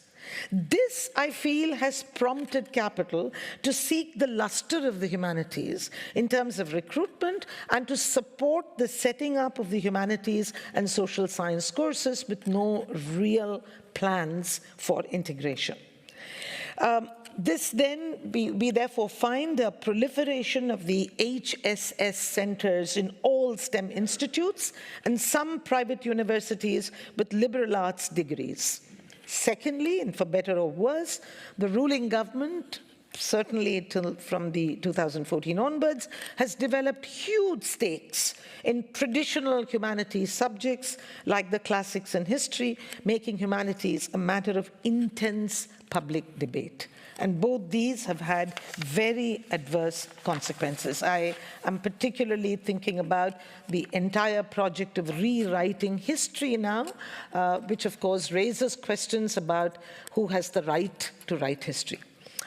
The integration of the humanities and social sciences, where social science is seen as the more useful cluster of disciplines in STEM institutes, has only served to augment the profile of the humanities as a useful tool in the service of the more productive discipline. Humanities is relegated to a secondary position with only instrumental value, and thus robbed of its power to question market metrics and neoliberal values. It remains chronically underfunded. We were faced with the same questions that Emily asked in the beginning of her paper. What is the value of what you're doing? Can this be funded? Why should we fund you? So it remains chronically underfunded, even in STEM institutes, where the humanities and social sciences is taught following the utility or service model. So in my years at the Birla Institute of Technological Sciences, disciplines such as economics, sociology, public policy were seen as external to the humanities. And the question of the humanities as a public value was not even comprehended. The pressure was to constantly show why the humanities was important to STEM fields and other lucrative disciplines. On the other side, as I've just said, with the government interest in the humanities, there has been, alongside the project of rewriting history, a huge attack on ideas of academic freedom, with government institutions approving research topics, banning texts that are deemed unsuitable, acquiring permission from the Ministry of External Affairs to organize any conference in the humanities. The question now is, what humanists should do when the humanities are perceived as having value, but humanists themselves are not. Where does then this leave us? The answer seems to lie in making a pitch, as Judith Butler suggests in one of her important essays, to underscore the distinctive contribution that the humanities can make to all fields of knowledge by keeping alive fields of value that are irreducible to instrumentality and profitability. I personally feel we need to consider the crisis of the humanities as reflective, in India at least, of the larger crisis of the idea of the university and the idea of education itself. This is where I think learning from below, learning in the mother tongue becomes really politically important. And how do we do this? Maybe by practicing humanities, and maybe to think about what this really involves, whether it is inside the formal space of universities or outside, and also perhaps to think more critically and imaginatively. We all talk about the public humanities, but how do we actually do it, and what is to be done with public humanities? I'll stop there.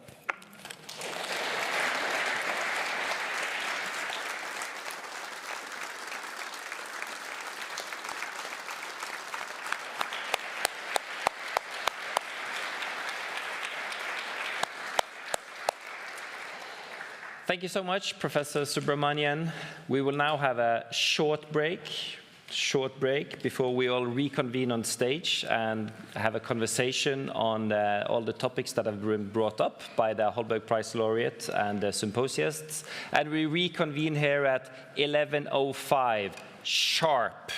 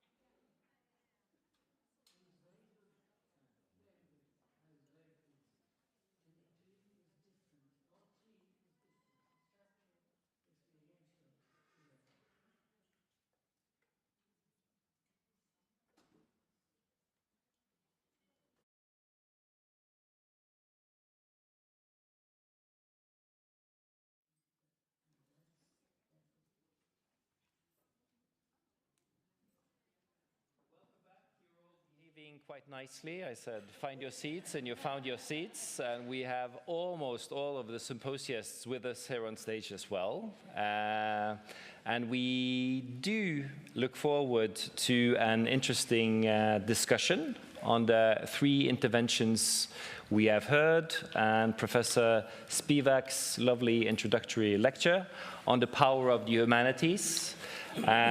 We will start by asking Professor Spivak if you have any immediate responses or any reflections on the three, quite different, we could say, interventions that you've heard. How do they, in a sense, speak to your overall challenge of power of the humanities, in a sense? So if you would like to start by giving us some reflections, I think that would be great. Thank you very much. First, I give you the reason why Emily Apter belongs with us. See, she undoes generalizations. Here's an African, two Indians. It's the American who's late. Isn't that wonderful? She's in Indian time or African time. She's moved. She's translated herself. That's my first reflection. And anyway, we didn't plan it. So sometimes these kinds of things, mischievously, can also be planned. But this wasn't planned. Yes, well, my response is very, very positive. You can tell that these three, we really have worked together. And one of them is from experience coming up. And what I have already told him, about the thinking of the below as not correct, but a metaphor we need because we are we. This is something that we should think about, you should think about, so that the below becomes unfixed. It did in your talk, but the word also has to be thought through again. And I should say, which is not perhaps a response to this paper, Sean and I have worked together for about 12 years now. And the thing is that the first time that I decided to select him as the person I wanted to work with was because, here is an African from a rural university. The real problem in the world is that everybody claims to be a subaltern. And that's, of course, nonsense, because anyone who has actually come to a position where they're speaking to a fairly high-ranking professor at a US university is not a subaltern. The subaltern tries to speak but is not heard. So I'm talking to him, and I was expecting him to claim to be a subaltern.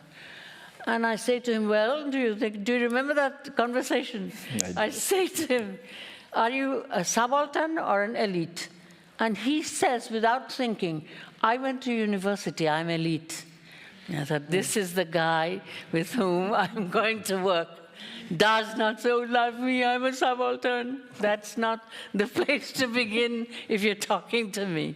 People even think, even my delightful, wonderful ally, whom I miss every day, Edward Said, even he said in the second edition of Orientalism that Gandhi and Nehru were subaltern. No, they were what Lenin called the progressive bourgeoisie.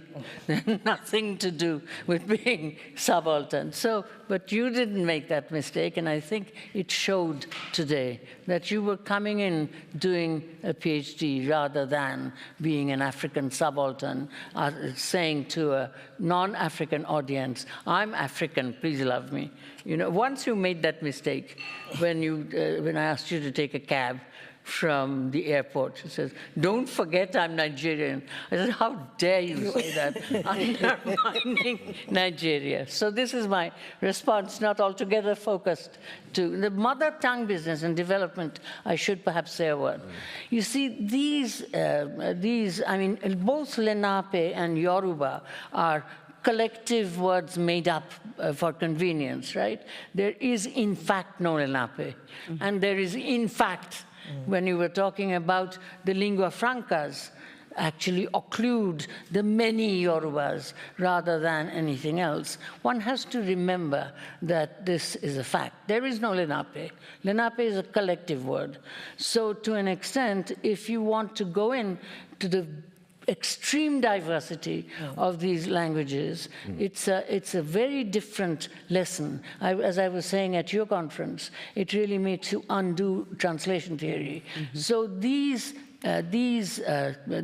mother tongues that were not systematized by the missionaries, they actually use a method which is more complicated than the more primitive instruments of writing, vocabulary, grammar, separating languages. There is a certain kind of unity in diversity here, where the script is written in the memory. Today, in the digitization era, we would say they almost practiced digitization before the event for centuries. And it also led to a kind of language, and Sean has heard me say this a million times. Me and Abiola Irele, who's dead but was my brother, these languages, in fact, were practicing, as it were, digitization before the event, and led to a kind of language production. I'm not romanticizing, it didn't happen historically, but we can say today, as we are redoing things, they produced a kind of language which would be a critique of the Anthropocene.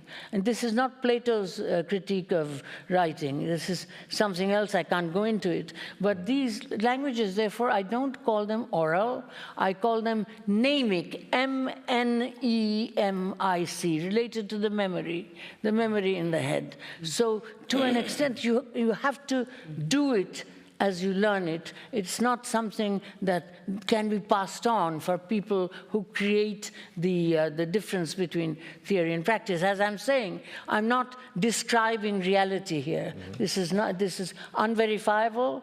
It is for us to pull out now. And therefore, in the development lobby, he mentioned it as part of our work, but this is our real work, and no grant proposal can be written on this. Nobody is going to give a grant for this. And it's very hard, what we do together. The development lobby finds, although they're constantly saying, we must, of course, today under Trump, they're even disappearing, but so we can't just criticize them anymore. But they say that we must work with the communities. How many times have you heard this from the World Health Organization, from all different kinds of organizations? And yet, the communities they're developing speak these languages, and the development lobby, I've asked him to learn the language which his sister speaks, Akin, right?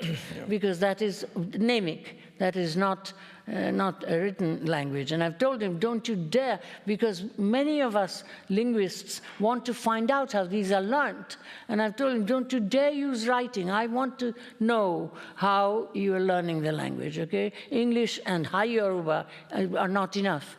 So at any rate, in this particular situation, the development lobby considers the world's wealth of languages an inconvenience. How do I know? From having gone to maybe 150 of these meetings, because there are people, development workers, who think of me, Professor Spivak, as a good activist humanist. Let's invite her. And I always go to these things.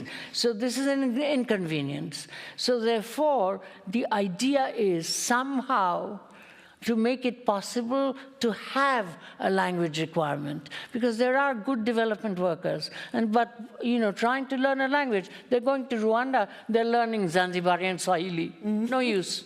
Because therefore, in terms of that, that's what he was talking about when he said mother tongues and development. It was a packed paper here, only 20 minutes, but I really wanted to bring it out because that's the work together, and you can't write a grant proposal for this. Who would give a grant for this? Anyway, but we do work that, in fact, Lakshmi and I have shared. It's a think tank that we had together, and I must mention an absent person sitting between us. Yeah.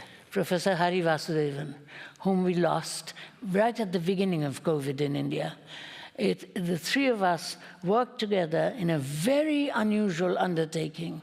What we were doing was trying to find out what happens to places under globality rather than the linear story of globalization, you know, colonialism, development, anti-colonialism, further development, finally globality, globalization, level playing field, simultaneity, all kinds of communications. No, we went to Africa together, we went to China. She couldn't come, but Hari came, and Hari, in fact, just before, and in China, in fact, we were able to get I became the director, appointed, I have appointment letters for all of us, director of a transnational institute on the One Belt, One Road in at Yunnan Normal University.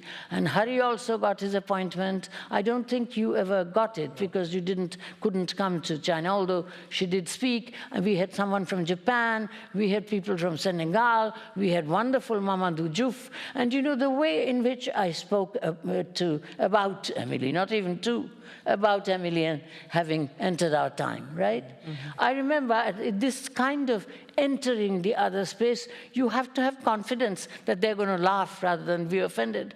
So at the first class in China, and we were teaching classes, and it's a very long story as to why it stopped, but at any rate, the first class, we are all sitting together. Mamadou Diouf from Senegal, perhaps some of you know him, he's extremely good looking, but of course, shiny, coal black, brought and went to the Sorbonne, and in fact was educated in France, dressed in a beautifully cut French suit. I'm coming directly from the airport looking like a dog, but you know, they were all sitting, Mamadou is sitting right here. So I walk in to this thing and I say, all Indians hate the Chinese, and the Chinese are looking at me thinking, is she for real? You know? And so then I said, all Chinese hate the Indians. So they say, okay, she's not so alarming. But then I say, well, I could count on Mamadou. We had not planned it. I said, but everybody hates black Africans. And Mamadou, and he's sitting right here, he starts roaring with laughter. You know, that's exactly what I had expected. Solidarity, which undermines identity talk. Yeah, exactly. Such a friend that I can say to him in public, not in my country, which also is very racist, excuse me, Indians, but, you know, there are some who are not, like my sister and myself, I hope Lakshmi also, but I don't know. But at any rate, so this is that I can say something so hurtful about black Africans, but enough solidarity. My brother Mamadou, he knows that this is a funny thing. This, you know, and from me to him, exactly. Not from everyone, but from me, yes. So this earning the right is what Lakshmi, Hari, and I, to an extent, did together. Remember eating beef from Muslims as we were walking. I mean, we were both saying to each other, we are both unfortunately top caste, right? You wouldn't know to see us. But the thing is, that we are walking down the stairs in Dakar, and wonderful smell is coming up from what the hotel workers are brewing right there. So Lakshmi and I say, what is this? Have some. This generosity is something you expect from people who are not quite, you know, you were describing the arrogance of academics. They would have just given us a description of the recipe. But those of them, you know, eating, they pick up a bowl, which of course they had touched, and that is very bad in Brahminical stuff. They pick up a bowl and we take, and they actually give us some of that beef. And Lakshmi and I look at each other, perhaps even now, I shouldn't be saying it in public, so protect us. So I said to her, we would be killed if we were at home. Two Brahmins accepting from Muslims food they have already tasted, and beef. You see, this is the kind of solidarity, on-the-ground solidarity, not solidarity just in speech, but taking that risk. We took the risk. I took the risk with all of you. So you see, this kind of risky earning of solidarity is what Lakshmi, Hari, and I practiced together. We went to all kinds of places, and we miss him. Hari, if he had been alive, then I would have said, please, 4 people, not 3, because the 3 of us really worked together. And in Lakshmi's case, what I was really thinking about, and I already mentioned it, that, you know, you didn't actually talk about the social movements, did you? No. In the written paper, she says that it is within social movements that the ethical impulse, you know, the big social movements that want to help, the ethical impulse has really moved, the ethical impulse of the humanities. And what Lakshmi and I will undoubtedly do together, and I've written about this, you read The Crimes of Identity, right? It's and I'll talk about crimes of identity later in another speech, that we would really look at the social movements as political entities which can become, for our students who don't get jobs, which can become the place where, through criticism, they can be a critical voice that undoes the general top-down philanthropy of the very diversified social movements, even those movements that are called at home and in Bangladesh people's alliances, that is to say, they do not take corporate funds from abroad. I mean, the Tagore Society is one of the big people's alliances that they don't take corporate money, I mean, from abroad. So to an extent, the social movements are not only a place of choice, correctly, but it's a place of analysis in the way that Sean was offering us analysis. And for Emily, what I would say is what to me most moving was that you said again and again that this is produced by what's happening under Trump. That's where you began. And so to an extent, she indicated the kind of Erscheinungsform, the kind of, you know, and I took those 2 words, by the way, Erscheinungsform clearly indicating German classical philosophy, it's undoing slightly through phenomenology, not just Husserlian, but Hegelian. You look at something in its Erscheinungsform, not in its reality, so-called. You know, and somebody, in fact, called me and said, congratulations to you for the Holberg Prize, Professor Spivak. And it was someone, a student of mine, right? Not me. Not you, no, not you. Listen, man, you've never been my student. No. You're my brother. But at any rate, so I said to this person who called me, don't forget, according to the phenomenological form of appearance, I am not real. I don't exist. Even Marx wrote about capital, land, and rent, that they don't exist because, and how could he have written that? Because, of course, he was haunted by Hegel in the way in which we talk about prayer to be haunted as displacing yourself. I mean, doctorate in classical jurisprudence. So, therefore, that particular feeling of being, you know, in an Erscheinungsform, which you can indicate, in a situation, you know, and I said that because Sartre, after all, wrote 10 volumes called Situations. And so I just indicated by giving one word in German and the other in French to you, a learned audience, indicated my European origins, because I'm deeply troubled by the constant ascription to me of questioning the West. No, sir. I am a Western feminist. I do not, I even ask, where is the West? Where is the West? Is Australia the West? So to an extent, and of course, there is no East and West.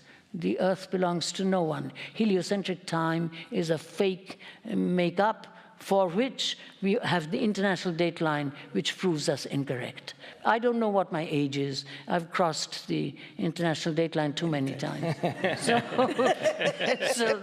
So therefore, this idea that I'm questioning the West would make me inferior to myself, and I don't want to be that at the end of my career. No. I talk about how to do the West. I say to my students in the villages, I teach them to love English because it won. And I say to them, we don't need to despise our mother tongue. It's a beautiful alphabet, and I go through the alphabet. But see, only 26 letters. And just adding a vowel here and a vowel there, no diacritic marks. And see, vowel here and a vowel there. You move the E, and they even have a vowel which we don't have in our alphabet, the long A. We have the short E, long E, short U, long U, but we don't have a long A. So, but English can do it, you know, so B-A-T, bat, B-A-T-E, bait, you know, and so these little children, no one should learn to hate a language. And especially since it is a language, look how few people speak Bengali. We love it, we love it, I said to them. But the whole world speaks English. You know, there is no reason to denigrate something in order to prove that we are good. Anybody who tells me, you know, English can't translate this in my mother tongue. So I say, yes, all right, let me hear in your mother tongue, absent thee from felicity a while. You translate that in your mother tongue for me right now. And then I will hear your denigration of English. You know, I do a lot of writing in Bengali, a lot of teaching, a lot of lecturing in Calcutta, and in Bangladesh, not just in the United States, where nobody would know if I were making a mistake. But nonetheless, I mean, obviously I love my mother tongue, but that doesn't mean I haven't learned to love this foreign language, which is so full of power. So, you know, power is not always bad. The power is also bad, but it's not always bad. No. So anyway, that would be, to an extent, my response to Emily, because she put herself within that context, herself. And certainly, you know, I would say that taking the word diremption and getting into a theoretical description, I would say the next step is to undo those descriptions. You know, because Diaz is speaking not only for her identity group, and Faulkner, the Faulkner piece, she was very correct in criticizing White Chidimok. You can't just call it weak. You just can't just call it weak. What it needs is a reader. There is place in Faulkner's so-called weak description for a reader to bring it alive in different ways, at different times, in different Erscheinungsformen. So it seems to me that you were very correct in pointing us toward a white American author, big deal, who is actually leaving a moment, one could even say, not weak, but transgressive, according to our theory, so that you can locate yourself there. And loving Faulkner's text, you don't accuse, you don't excuse. Remember, you just turn it around for a use which is the opposite, perhaps, of what the text seems to indicate. And so that was a very fine moment. Whereas with Diaz, I felt that some kind of moving that is possible should be undertaken. That's the end. Great, thank you for those very interesting reflections. I mean, would you like to comment on these, anyone? I mean, perhaps you, Emily? I mean, what Gayatri said just now, or you, Lakshmi? Maybe, if Emily wants to start, or, yeah? Well, I'll start with where you ended, Lakshmi, which was with the call for a public humanities and how we intervene now. I think that's a very powerful, in a sense, challenge to everybody at this moment. When my university, New York University, first introduced a Mellon-sponsored program in the public humanities, honestly, I was very skeptical. I thought, we all do public humanities. Why hive off this certain issues? It seemed to me the definitions were not very nuanced or even potentially very problematic from a political point of view. You know, it's sort of, this is acceptable, what deep research in medieval fields or in ancient cultures, somehow that's too esoteric, it's not public. And in fact, this is belied by what we see, you know, these blockbuster exhibitions on Egypt, or, you know, it goes to what Gayatri's talking about, these kinds of assumptions that are immediately made about East versus West, or you know, the East and the rest, and it's you know, language doesn't work that way. Language doesn't. The common phrase, language is a dialect surrounded by an army and a navy.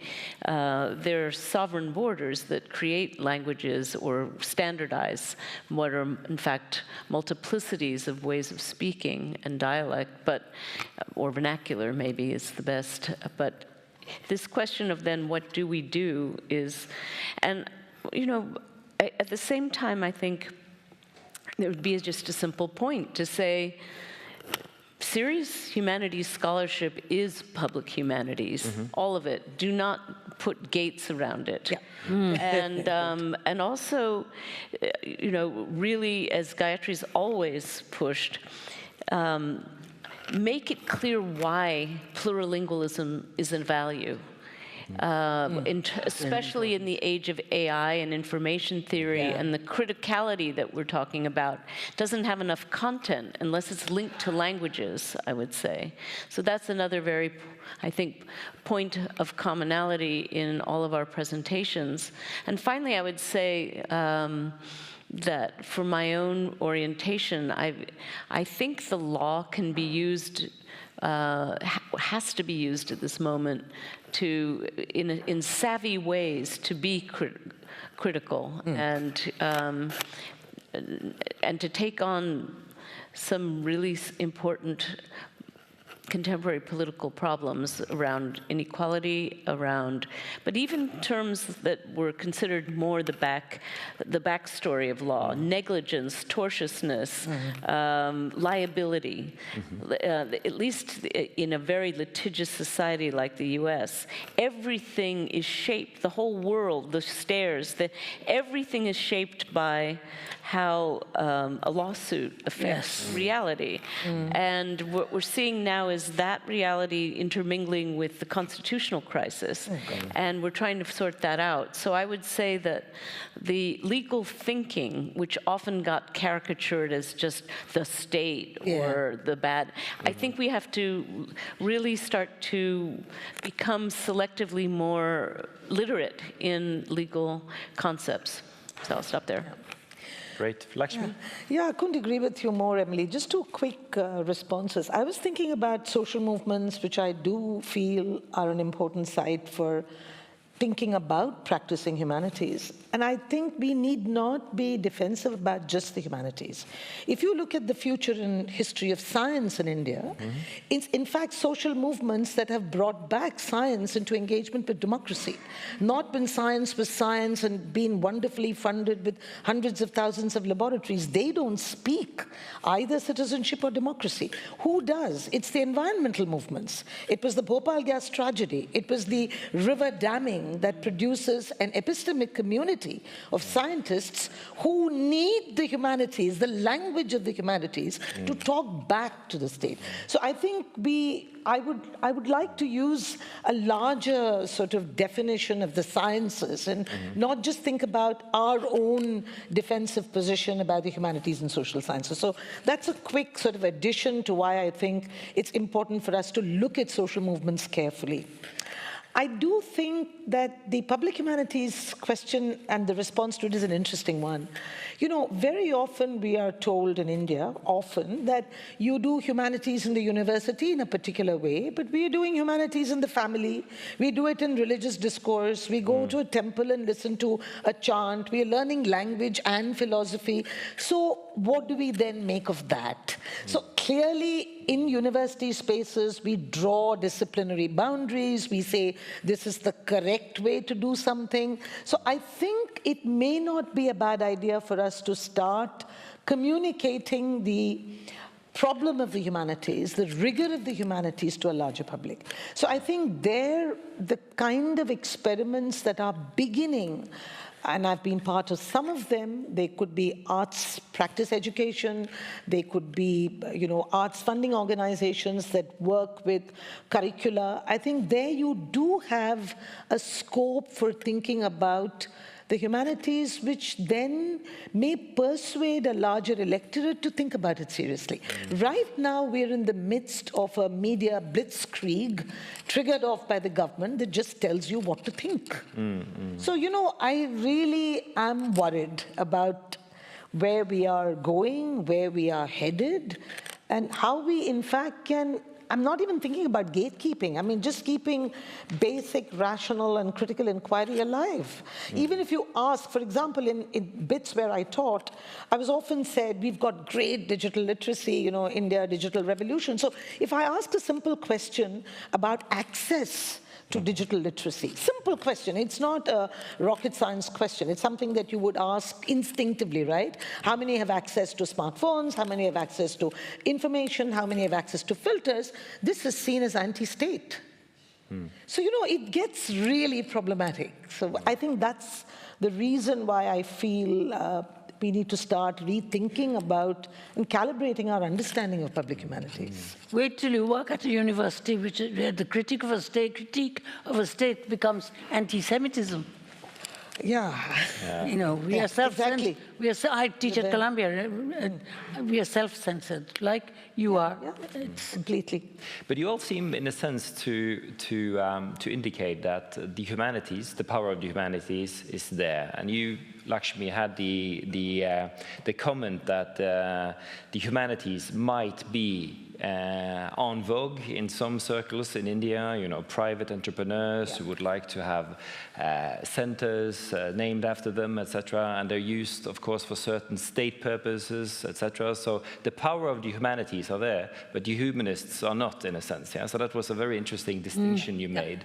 But all of you seem to indicate that in order for the power of the humanities, which you, of course, all agree there is, to be asserted, you need, in a sense, to pluralize. You need, in a sense, to grapple with this notion to teach reading. You see, all of these people who are doing humanities because they're listening to chants. Yes. The step is the humanities is a practice of reading. They're not just doing humanities and we go towards them and it becomes public. No. In order, I'm very sorry to disturb you, but one must, I like being disturbed. One must really think of it that way. You see, law, for example, unless you can constantly, non-stop, generation to generation, teach people to want the law. This is also a European idea. I mean, but the idea of just passing laws, public interest litigations, etc., is not enough. Because you change laws, you don't change minds. We know that. Look at South Africa. So to an extent, I'm sorry, please continue. No, I was just... It was a very, very... well-put intervention. No, I was just trying to make the point that is there a sort of pragmatism that you can agree to, all of you on stage, on how to intervene in order to assert the power of the humanities? I mean, for instance, can we think of this notion of public humanities as a domain into which we should insert ourselves in order to influence and to counter the trivialization of the humanities, as you invited us to think about in the symposium, in a sense? I mean, how far, to put differently, how far are you willing to go to act and work and engage the world, the powers that be, the powers that trivialize, in order to assert or try to assert the power of the humanities. See how far you can make them go with you, rather than assume that you're the one who's going to go, sitting in Norway, you know, which is, if you don't mind my saying so, it's an extremely important country, but if you think of the whole world, it's, you know, so it seems to me, really, it was meant. And how to intervene. Look at how I'm intervening. Yes. I'm constantly interrupting you. Yes, You see, I didn't see, and you're laughing. Don't just laugh, because these are also lessons. Remember it tomorrow. I am That, learning. you know, you don't just say, well, how shall we do it? Yeah. You know, the American Academy of, and I want to come to you, Sean, you see, we won't leave you silent. The American Academy of Arts and Sciences is a very tippy-top place, okay? Those were all found. George Washington was a member, I believe. We were shown, I've been nominated, by the way, only in my 80s, right? What happened to the American Academy? That Hortense Pillars, Angela Davis, and I, Angela is 4 years younger than Hortense and me. Nonetheless, it's not that young. Yeah. So what happened? We've been working for decades. Suddenly it's fashionable to call the swarthies. And so we were just last year nominated into the Academy. Okay, it has a very powerful, beautifully produced journal called Daedalus, right? It was an issue on humanities. You know who was invited for humanities? Dipesh Chakraborty, the management person. Anyway, I told Dipesh, why did you accept? You should have said, ask Gayatri Spivak. They would never have asked me. But at any rate, their example is like the humanities. I kid you not, you can go look. Their example is the humanities are flourishing because more working class people are going to museums. Talk about statistics and public humanities. So they went through knowledge management techniques to the University of Michigan, some other university, you know, well, wonderful university. You see, that's my problem. I kind of undermine places. No, good universities. But they went to these universities and they took statistics, okay? And then they even had the audacity to say, the American Academy of Arts and Sciences, they had the audacity to say in print that the academics sometimes complain about a crisis in the humanities, but that's just a phenomenon of being an academic. You understand? So these are the top-down people. They're the ones who have the money. They're the ones who can talk to people. So there will be people now running it into how many people are going to museums. And of course, I'm talking and talking. This is my problem. But therefore, I'm not going to go into the story, because obviously I've been involved in curating many politically correct shows in many very well-known museums. And so I could say a thing or two, in fact, I've said it in print, about how to dream of a museum, museology, right? So the working class people are going to museums. Then if I'm asked, I will talk about how are museums producing themselves as politically correct? And how are they relating to the working class people who are going to museums? And who are the working class people? So you see, this is something that we have to think about, and I want to say it every day, all the time. The practice of learning, epistemic project, shifting desires. We are not just talking about structural imposition of humanities this and public humanities and legal humanities, etc. No. We are talking about, when we talk about what we should do, it's the difficulty of getting texturally involved with those who have nothing. That's either you try to do it or your students, or wherever you are focused. It's textural involvement. If that doesn't supplement all these structural statements about we've done this and we've done that, it's nothing. It's just an opportunity for some of us to show how politically correct we are. Love me, I love the humanities. That ain't the project that I'm interested in. In fact, I really don't like people who love me. I'd much rather be disliked because that shows a serious interest, like Alexander Cruz said, that his student in the Philippines, when he was teaching me, said exactly this way, I hate Spivak. And I said, yes, that's what I want. That's a real emotion from a young man who's ambitious and wants to go ahead in Filipino society. He realizes Spivak is serious. And if he reads Spivak carefully, he has to hate Spivak because Spivak will stand in the way. That's much more important as a relationship than how beautiful you are. No, don't call me beautiful. Anyway, Sean, what do you have to say? I could just follow up a bit, because I thought that Gayatri's point pointed to what you underlined, Oluwaseun, in your talk. I mean, the notion about that we work with in the humanities communities and not laboratories, in a sense. I mean, in a sense, there is a struggle in your work, and I see it in your work here as well, against the entification, the unit making, the commodification of people, of categories, etc., etc. So does this resonate in any way with your work, Oluwaseun? I mean, do you think of your work as also in this domain of an engaged public humanities, in a sense? Yeah, absolutely. Because if we look at the power of the humanities, it's something that transcends disciplinary boundaries. As researchers, we tend to focus more on the research methods, like case studies, focus group discussion, oral interviews. But the approach that's been proposed, which is to try to learn from below, it's something that is situated at the intersection of, multiple qualitative traditions, but, yet it has its own distinguished empirical as well as ethical orientations, which makes it different from the normal research methods that we are familiar with.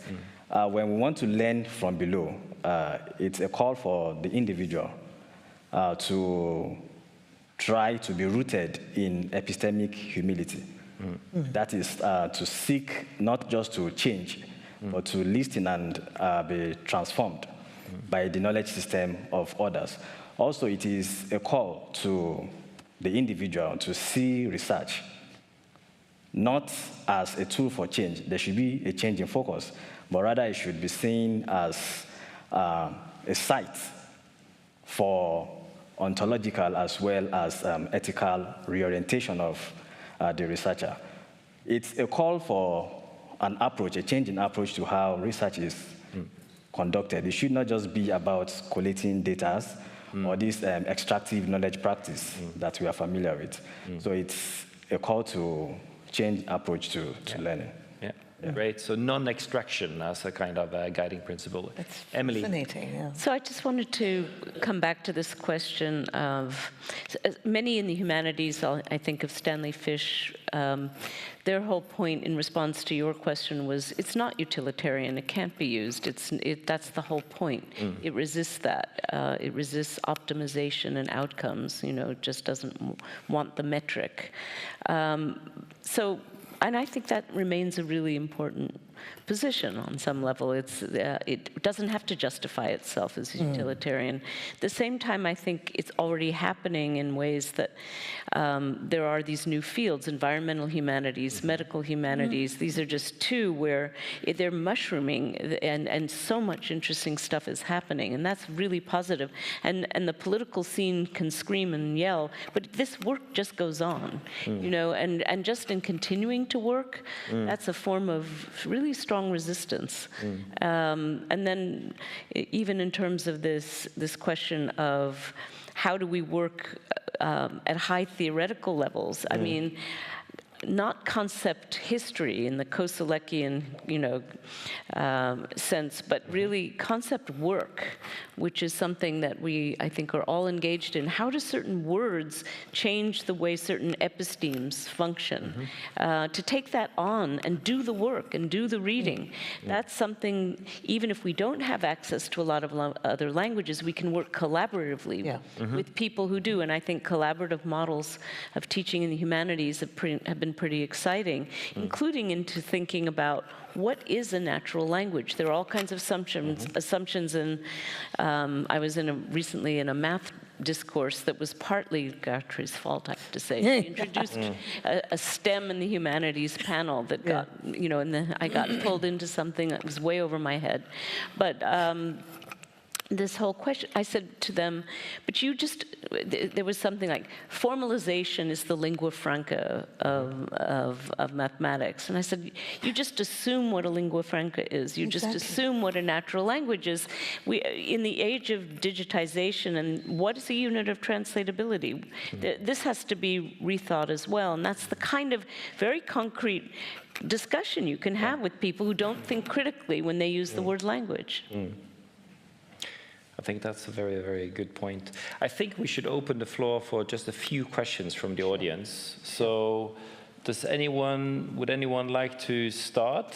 And when you do, if you decide to do, and take the microphone, please state your name. And I shouldn't be saying this, but please be brief. We have a person over here. Yes. Thank you, everyone. It was beautiful to hear in the different interventions the muscle memory of Gayatri's writing and teaching. You really paid your debts very well. My question is for Emily. I really love that idea, the broken middle, Gillian Rose idea, this kind of like deremption, this interruptive space. I mean, you talked about the theory, and could you kind of, maybe mention an instance of practice where you can have this kind of an interrupt? I mean, much of our thinking is very analogical, but it is not, analogical so as to sort of create a new hierarchy, or, as Toni Morrison says in the introduction of Playing in the Dark, it's cartography, but without a mandate of conquest. So I wondered, what this practice might look like, because, Rose was very skeptical of, acknowledgement of the other as well. That's the broken middle between totalitarianism and acknowledgement of the other, and what might deremption look like in practice? Emily. I'll be very, very brief because it's such a rich question. We'll have to talk afterwards. I don't have a lot of interesting examples that come to mind immediately, but I would say that the book I referred to, Broken Middle by Rose, is very difficult. It's a very difficult book, and including how it engages law and theology, and even scriptural thinking. So this question of how, in the humanities, something scriptural or sacred, that's, I feel like, a space of where a certain deremption happens. It would take more time to elaborate, but I will say that from my own point of view, I see untranslatability, and it's a term that's been misunderstood a lot as meaning against translation, which it's not. But untranslatability would be a place where that kind of unmendedness has to be worked through, acknowledged and framed critically, and not run away from. We can take another question. If there is any. Yes, we have one over here. Thank you so much for a very interesting panel. My name is Reetta Toivonen. So my question is directly to Dr. Akinfenwa. When you talked about the kind of privileging the voices of the women you worked with, and And we talk, as you also mentioned here, others in the panel, that we talk a lot about kind of collaborative research, and we should kind of not treat people in, for example, in anthropology, where I come from, as objects, but we should have the co-creation as kind of as a principle. But how does it impact your academic writing? How do you write so that you are able to privilege the voices of the women? Thank you. Thank you. So a question of representation. How do you go from, you know, working to textual? Writing it up. Writing it up, yeah. Yeah, thank you for that question. I think the first step is for that individual to be able to first decenter himself as the authority in that research work. That is step one. Part of the mistake most academics make is like they impose their assumptions on these communities to be studied. There's always this top-down approach. And for instance, when we go to the field to do interviews and the like, we are already armed with some theoretical postulations that we are only going to the field to confirm. So we tend to detain these communities on grounds of epistemic inadequacies. So first is that you must be able to decenter yourself from authority in terms of that research. The ownership goes to that particular community. Then once you are able to successfully do that, then you can take it up from there. You are representing the knowledge of that community and not just focusing on that extractive ability to just produce something for academic consumption. Excellent. Gayatri. Yes. We are running towards a close now.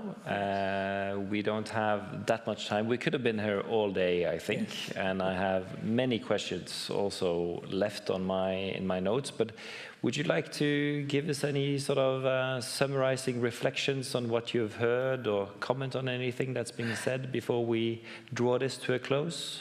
Thank you. Thank you, Björn. I'll try my best to be brief. It's very hard, okay? You stop me. All right. What I want to emphasize, first of all, I want to thank all three for presenting in ways that taught me something about what I think I'm up to. This is very important. This has been, for me, a very instructive panel. Thank you. And you know I'm not joking. I'm not a modest person. You must have realized by now.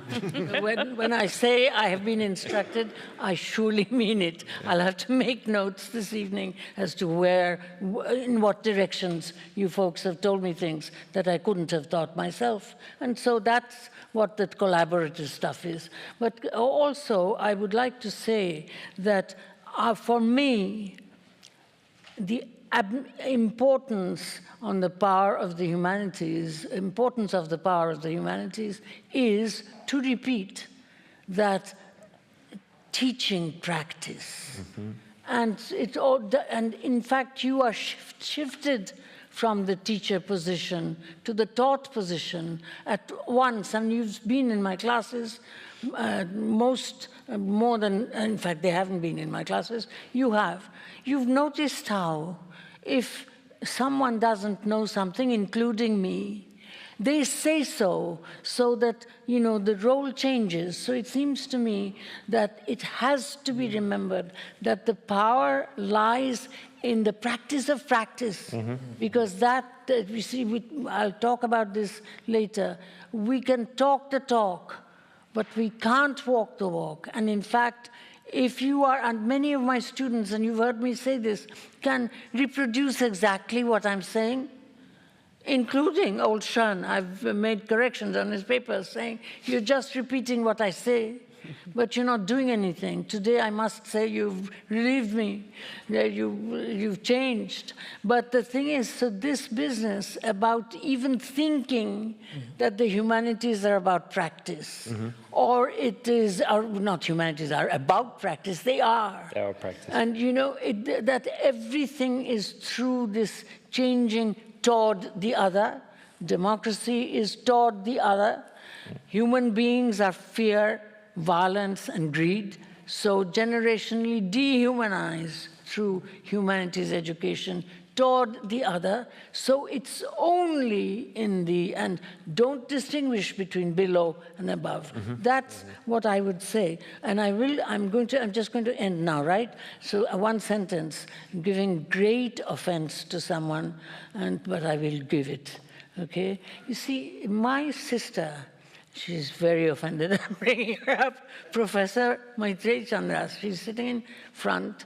And the thing is that she was involved, India is a large country, and she was involved in the pre-Modi days in the National Center for Educational Research and Training, which is national. Educational reform, this business of what you were talking about, environment, she went, you could never get her because she was somewhere else. She visited as a very high up head of workshops in fact, she would have been director if it had been the glass ceiling. I'm not going there. But she would really kill me if I told that story. But at any rate, she went, she's a chemistry doctorate, and so her real focus was technical education. I think I'm right in saying this for the rural girl child, right? Yeah. And so she went from high school to high school, high school to high school in this large country. And she brought in, I've seen these reports. I can't do anything with them because of many structures that I can't talk about now.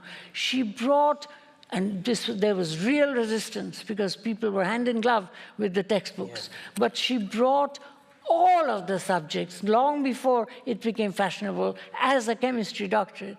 She brought all of the subjects on the high school level into environmentalism. Each subject was taught with an environmentalist focus. I often say that she is more influential than I have been. But if you work for the state, you are not made into a public figure quite in that way. So there wasn't, especially in India. And she was obliged also to retire, whereas I'm at 83, I'm still kind of talking. So therefore, I just want to mark her presence. Absolutely. Because of her incredible structural influence, she has, this I've said many times, and it's the truth. Remember, I don't praise for nothing. Even her, I will dispraise for many things if I had more time. But she is the one who has allowed me to work in this impractical way by saying that our structural improvements, and they are big improvements, Sarva Shiksha Abhiyan, like everybody, education for everybody, that our structural changes do not succeed because there are not enough people who involve themselves texturally as you do. She gives me permission to continue my work because I realize it's small, it's impractical, it's too few people in a huge country, etc. Except I hear her voice saying, without this kind of involvement, our structural changes can't work. Yeah. So I just wanted to acknowledge her influence before we ended. Excellent. Yeah. Thank you.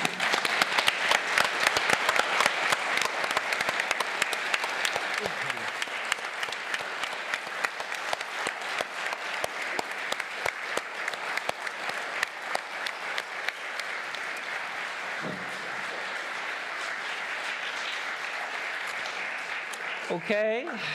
Thank you for that, Gayatri, and thank you so much to Emily, Oluwaseun, and Lakshmi for their insightful contributions. And I would like to thank you for making this a very interesting, illuminating, and also somewhat challenging symposium to moderate, but all very interesting.